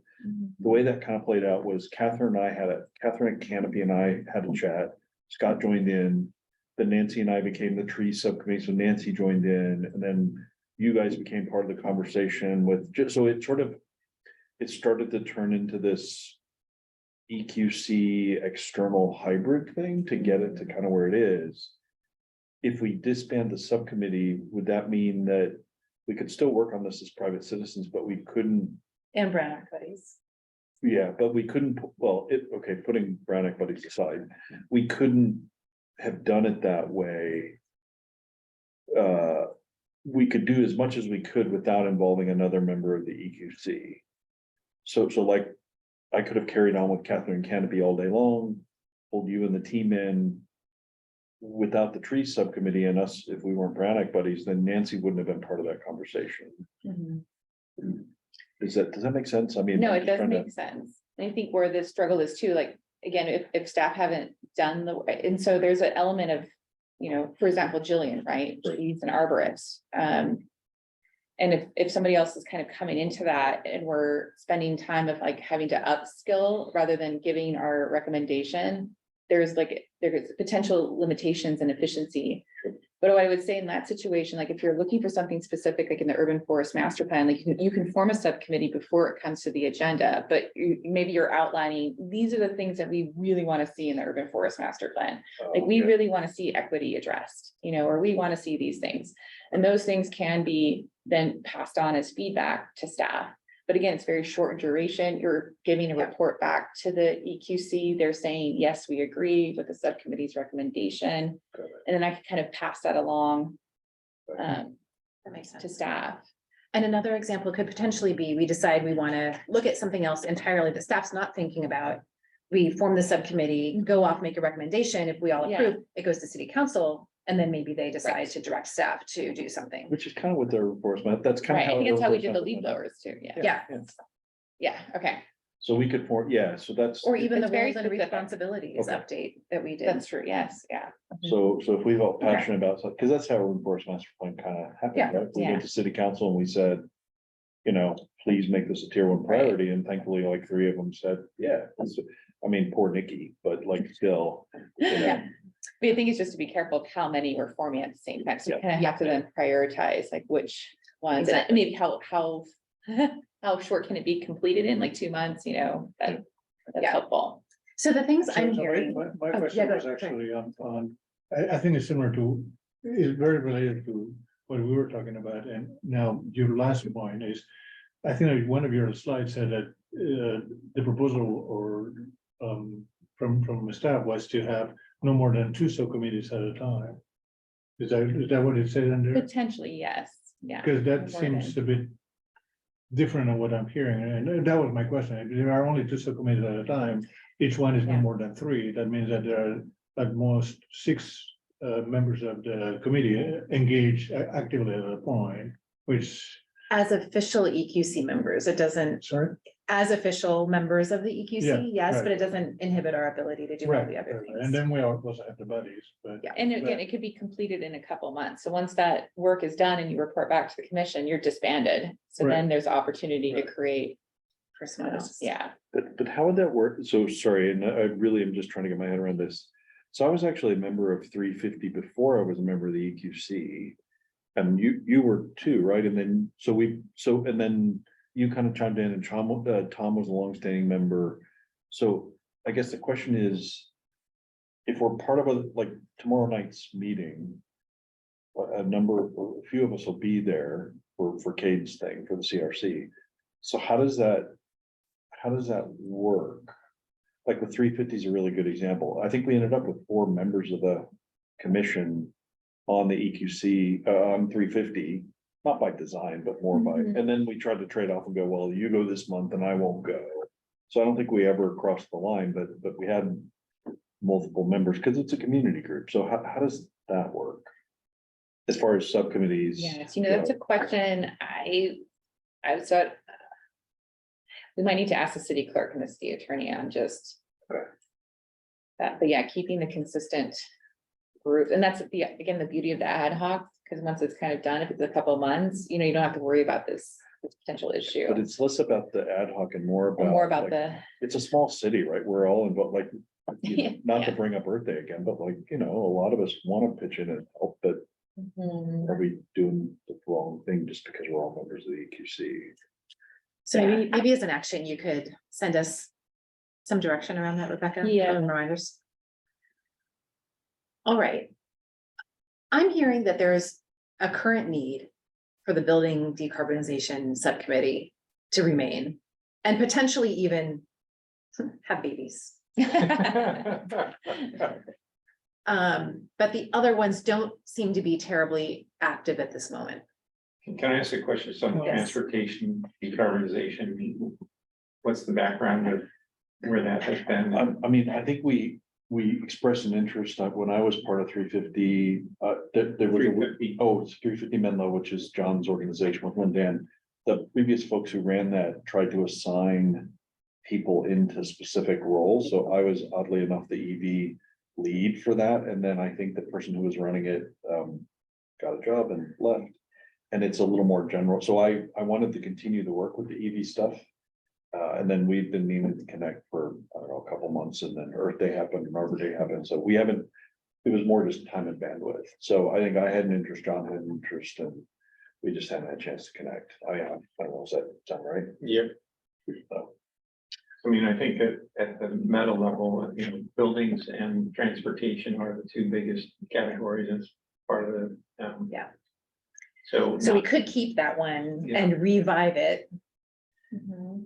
and give it some focus. Yeah, so I'm not aware, a lot of the work the city council seems to have been around building decarbonization. And I haven't seen as much action, and it's my understanding this entity, this commission is to support the council, right? So what the council's priorities we should be aligning, unless we have something we want to get on the city council's agenda that they're not thinking about. What's your sense of what the city council could or is looking to the EQC to have a point of view or provide background on the city's plan for transportation decarbonization? Yeah, so that's actually one of the items that we have is listed as a calendared, like over the next 12 months, probably pretty soon. So there's a big focus on trying to get at-home charging to existing apartment complexes, particularly renters with shared parking, because that's a major deciding factor of whether someone's going to purchase an EV or continue to use it. I'm a case in point in that I returned my EV. Oh, really? Yeah.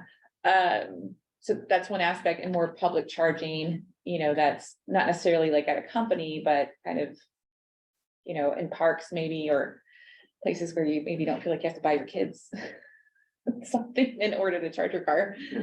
So looking at some of the, so Liz is looking at some grants potentially. But yeah, look, what can we do to kind of motivate property owners to address this real need? And so. So I guess the question is, do you feel like you have the insight, resources, perspective you need, or is there a role for the EQC to play? I think there is. Yeah, and I think again, like that more narrow scope of like, okay, maybe we're focusing in on, multifamily, right? Like what's the higher priority to get people in EVs? And we can kind of go through like what we've been doing.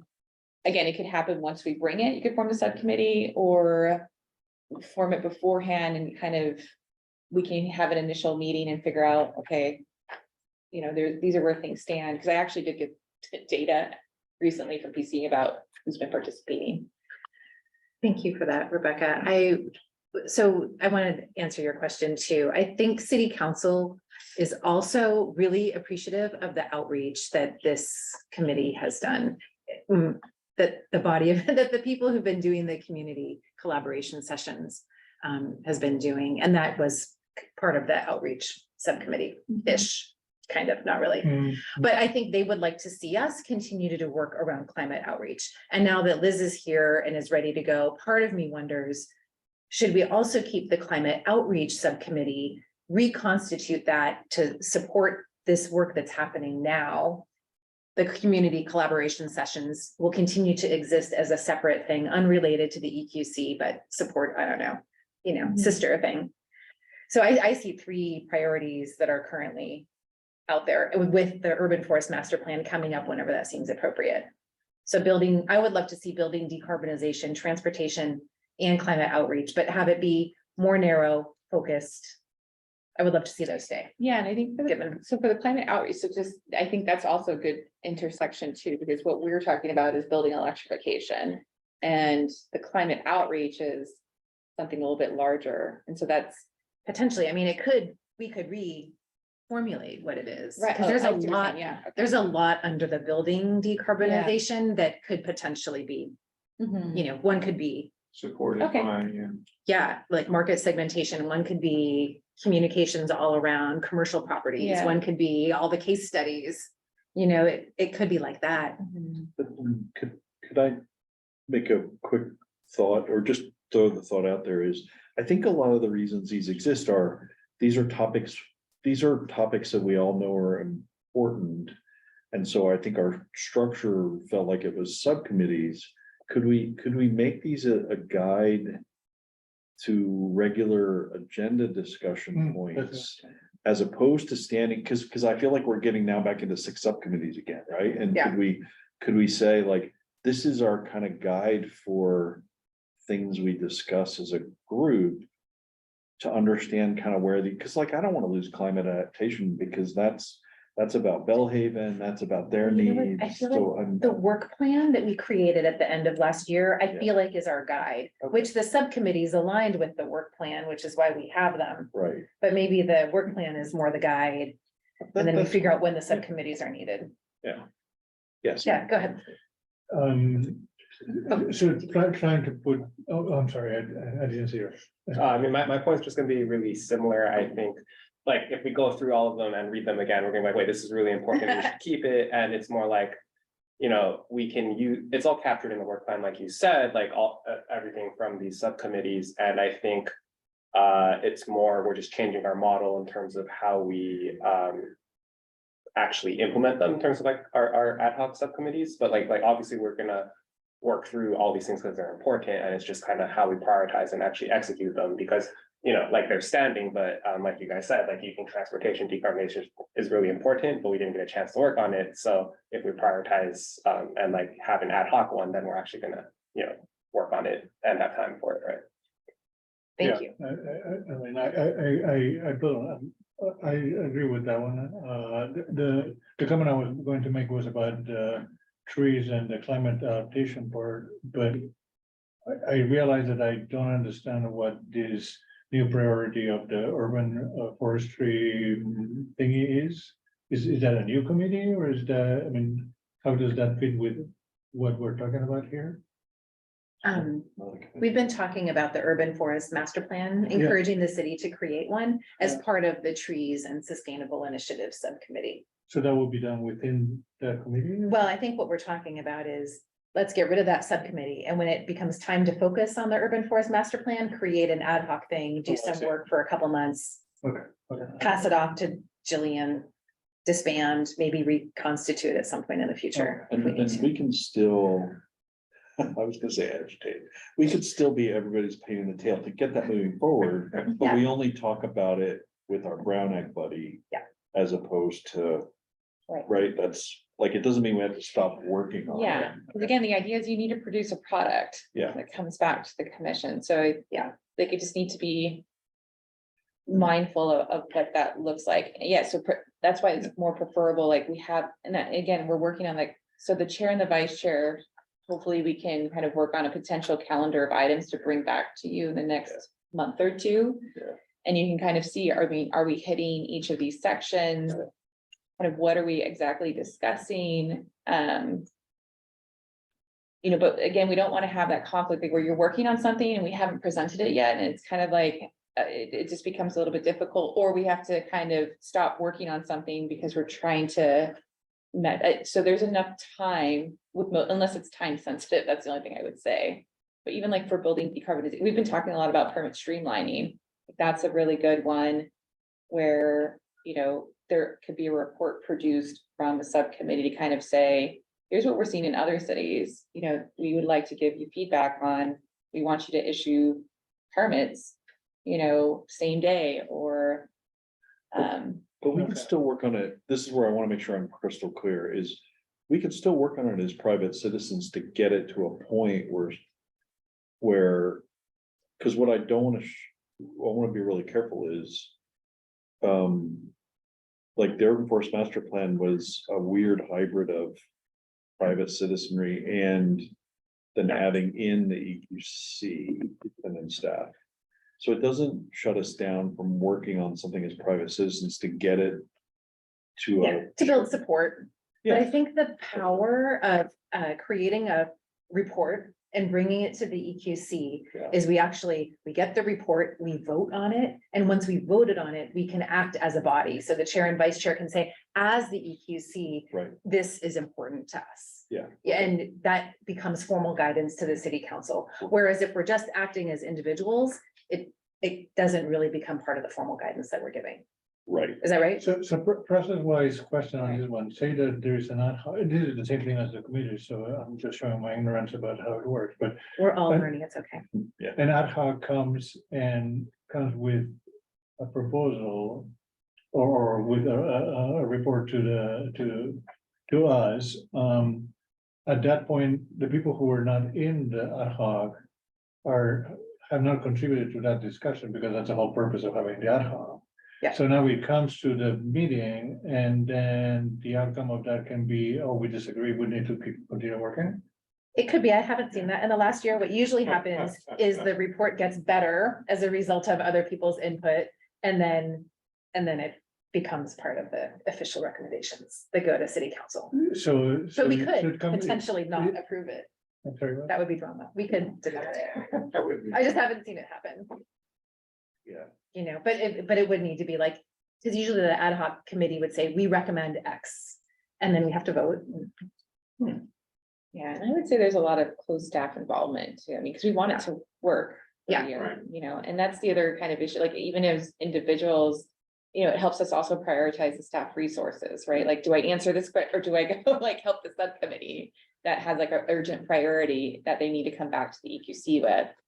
And so that kind of, again, just the limit to like at least two gives that capacity. Because otherwise we're just kind of spread a little bit too thin and unable to kind of recognize, okay, well, what's the most important thing that's going to come back for the commission to give advice to the city council or give us feedback on something that we Okay. need. I have one other question. If we had a calendar of agenda items and say there was urban forest master plan is on the agenda for December. Could Jeff and I, as an example, work on that in the background, consolidating all the stuff, promise not to bother staff until our designated staff time, like say October. You know, but like be working on it as part of the subcommittee. So it's not such a flurry of activity at the very end. Yeah, I'm just trying to kind of figure out, like, again, if staff's working on something and you're not aware of it, that's. And having that public meeting to kind of discuss like what is in there and like what else, again, that's kind of what alternative haven't we explored that you want us to put in there? I mean, we could Okay. share a draft. I mean, I don't, you know, I have to, yeah. yeah, because to be honest, the urban forest master plan's a weird one is. I'm not really even agitating for what's in or out. It's more about like, let's go find the money to create the plan first. Like there's a, Which could be one subcommittee. well, which is the first Good step, grant right? Like writing. we gotta get the money to get the plan created. And then there's a second part, which is what you're saying, I think is the plan then becomes like, what's in, what's out? Do we focus on District 1 or District 5? But there's a preliminary step of trying to get city council aware that they need to maybe commit to a longer, because it's a 40-year plan, sorry, just to be Yeah. really clear, it's a 40-year investment and planning thing, that's typical. So I think it's a two-phase thing of, we've been agitating to get city council to understand what an urban forest master plan is. Make it a priority, find the funding to create the first draft of that. And all done without, well, kind of with a subcommittee. Subcommittee. And then to your point. Once that we have the money, we have to build the actual plan in support with like Court Science, well, whoever we decide are gonna be the partners, Canopy and Court Science and all that. The budget includes the funding. Okay, Isn't there 250,000? I think so. I saw that. The question becomes, does that stay? Yeah, I mean, if it's adopted by the city council. We should, yes. we should check with Nikki because I thought. I We don't can think certainly they, look for funding too. yeah, You know, that's more like, I think they were counting on the CAL FIRE money and it didn't necessarily materialize. So I had a question. I mean, we can take it offline. but I have Okay. questions about it. But maybe, so I feel like this example, we were acting as a subcommittee, but in a more informal way. So if we were doing it as Rebecca has laid out, we would have gone off, or recommended, come back with a deck that recommends that, that city council have urban forest master plan as a tier 1 priority. And that we all bought off on, and then, but it happened without that formal step. Is that right, so that, that additional piece would have been like, we go off, we recommend, come back. Yeah, okay. yes. Learn as you go. Yeah, or it could have been brought forward as an agenda item to the EQC, like, oh, we see this issue, like, can we put it on? And then we can juggle things, like, the calendar of agenda items can change. So if there's something that's urgent, you're like, oh, I think we should address this. And it's timely, like, we can include that in the budget staff report of the EQC really supports these. Yeah, That's a great point, because the timely thing was, it was like the CAL FIRE money was gonna Right. hit, and so we thought, Right, like, let's get this thing done so we can get, it's like $500,000 or something. Okay, that's good. Okay, so, is there a motion for what to do with these subcommittees?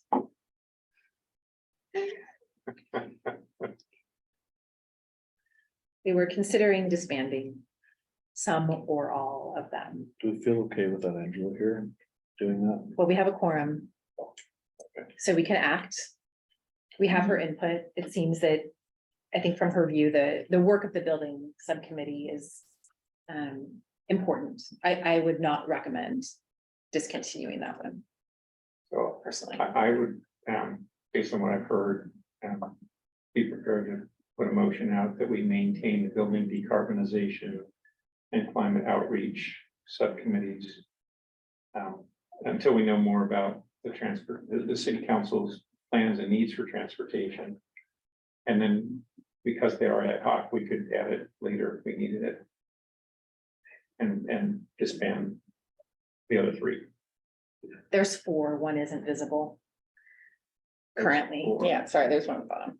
called the Oh, there's exploring. 6, then Yeah, there's 6 altogether. Got it. So keep 2 is the motion. My motion is that we keep those 2 and disband the others and only reconstitute them if and when necessary. Thank you. Is there a second? And just to clarify on that, just so we can come back at some point and look at those existing, the ones that are remaining. Yeah. And kind of get the timeline, the products that are associated, okay. Yeah. Is there a second? Does that keep us on the safe side of what you were trying to Yeah. share in the presentation? Yes, it does. Yeah, and I think that was a plan to kind of, at some point create the one and just figure out, like, again, what's this defined scope, how long is it, like, what is gonna come back to the commission from the So that'll be subcommittee? part 2, like, Two, yeah, yes, of this, okay. but it's helpful to know like what you're thinking of, so that way we're better prepared for that discussion. Is that a I'll second? second that, yeah, I'll second that. Okay. All right, Ms. Lucky, so we have Commissioner Kessel with the motion and Motion. Commissioner Schmidt with the second. Would you restate the motion for us? So the motion is to disband the transportation, climate adaptation, my screen, trees and sustainable initiative, and the exploring collaborative opportunities subcommittees. Okay, great. And just for the record, I just want to say again that we believe all of these things are important, everything that we previously outlined in the work plan. So, yeah, all right. I think it's time for a vote. All those in favor of the motion can raise your hand.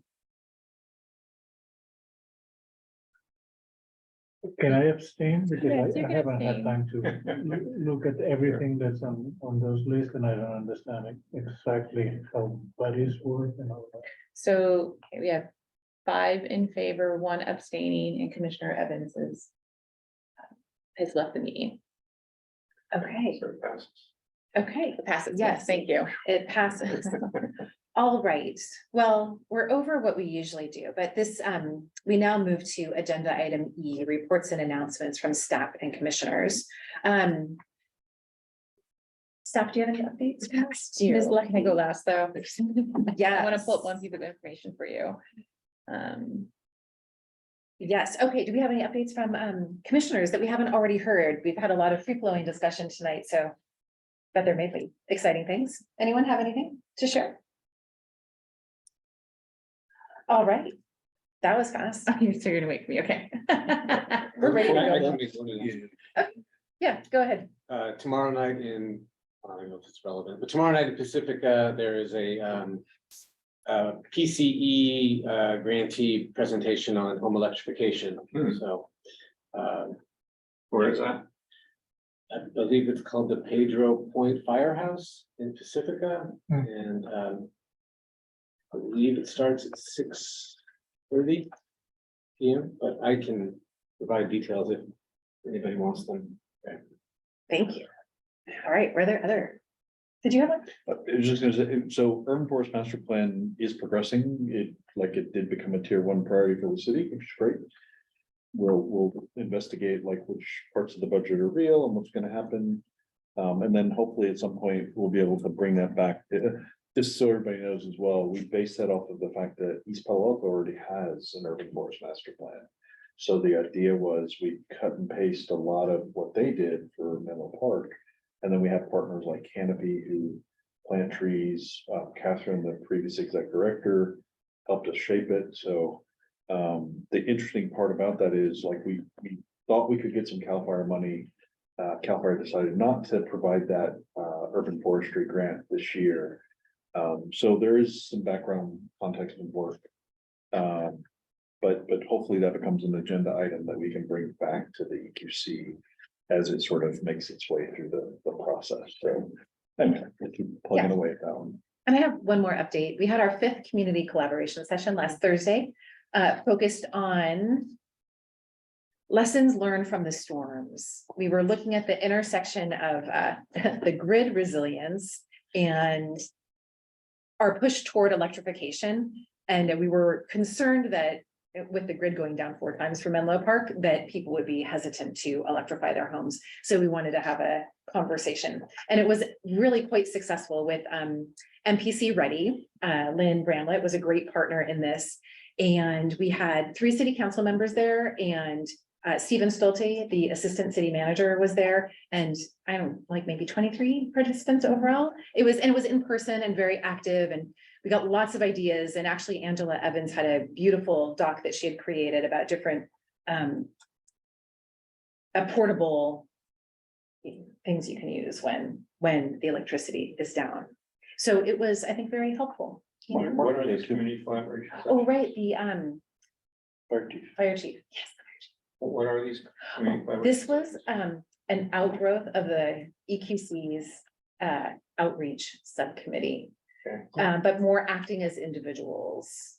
But we've been creating this and partnering with other organizations. And to where make do these they things happen? Well, this one happened at Trinity Church. Okay. We've had other ones at the library, and the ones in the middle had been on Zoom. So it's been a little flexible, but the Trinity Church was really quite lovely. If anyone from Trinity is listening and you want to give us space, let us know. And how Yeah. how does the word about these events get out? You know, in a lot of the ways that Jeff had described, so in the city council or the city newsletter, it gets notified there. In Menlo is a big push, and Betsy and Jen's emails is Newsletters, always in there. Well, in the newsletter, there's Yeah. about 6 to 10 partner organizations like 350 or Menlo Spark, and we emailed typically the exec director of the comms league and say, hey, could you please put this in your upcoming newsletter or your social media? So like Canopy's put it in there, CRC's put it in there. So I think John and CR 350 does a great job of always publicizing it to their mailing list. So And we have a little mailing list starting, which, For EQC.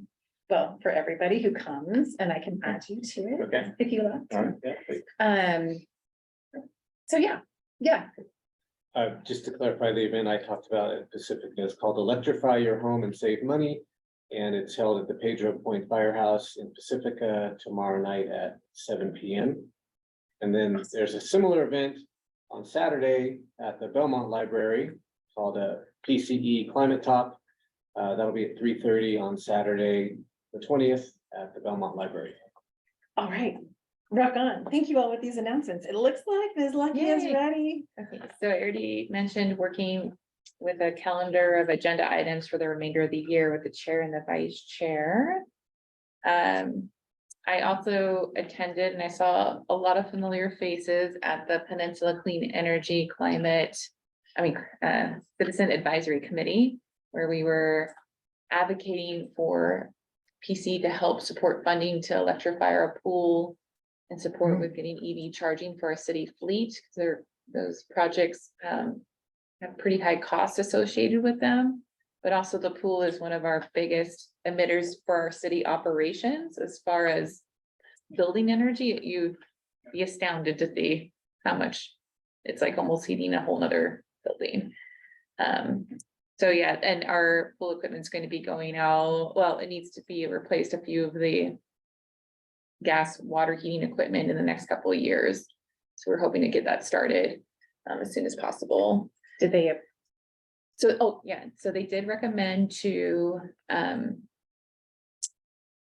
approve an incentive at $12 per therm. I think that was the staff recommendation. It could go higher, potentially up to $17 per therm. I think that's what they offer for their residential GHG reductions for water heaters.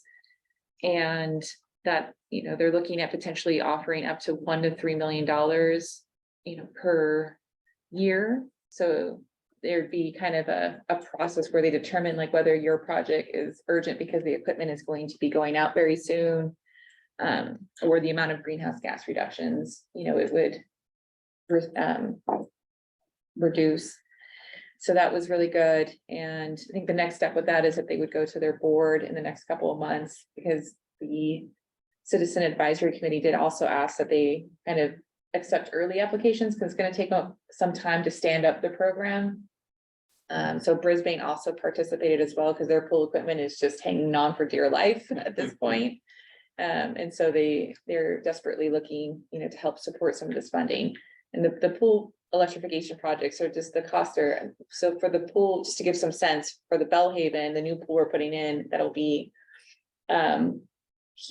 with heat pumps, it's about 1.1 million.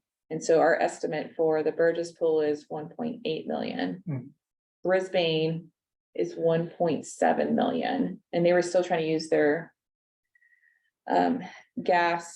existing gas pool heating equipment as a backup, because it's so cool in Brisbane. They wanted to keep it at a certain temperature, and so, but they're thinking about maybe not doing that, and so that really increases the project costs for them as well. So that's really good news. So thank you for all who went out. I saw John, and I know others were like on call, and there was public comments that were emailed. I think that was really helpful. So city council items. So there is an info item that's going to be going pretty soon, tentatively scheduled for May 23rd on the Climate Action Plan Progress Report. So I'll definitely send you all the link once that's complete. It's going through all 6 of the CAP strategies and kind of what we've been doing since March of 2022, which is the last time we reported to city council. Although we do give quarterly updates that are more robust, the city council has their annual work plan and includes things beyond the climate action plan. We also give updates, quarterly updates through that process as well. So the roles and responsibilities, I also believe, are going on May 23rd as well. And the zero emission landscaping equipment for city council decision moved to June 13th. So we're looking at, yeah, probably late June, early July, potentially for that item to go to city council, which the EQC is advised on. And then we just talked about the urban forest master plan was included in the proposed capital improvement plan project for $250,000. And just so you know, that the budget with that, so the budget process for city council adoption. I think I'll send an email to both our new commissioners. I don't think they got that original email that I sent to everybody, but just kind of how we process like our operating budget versus the capital improvement budget.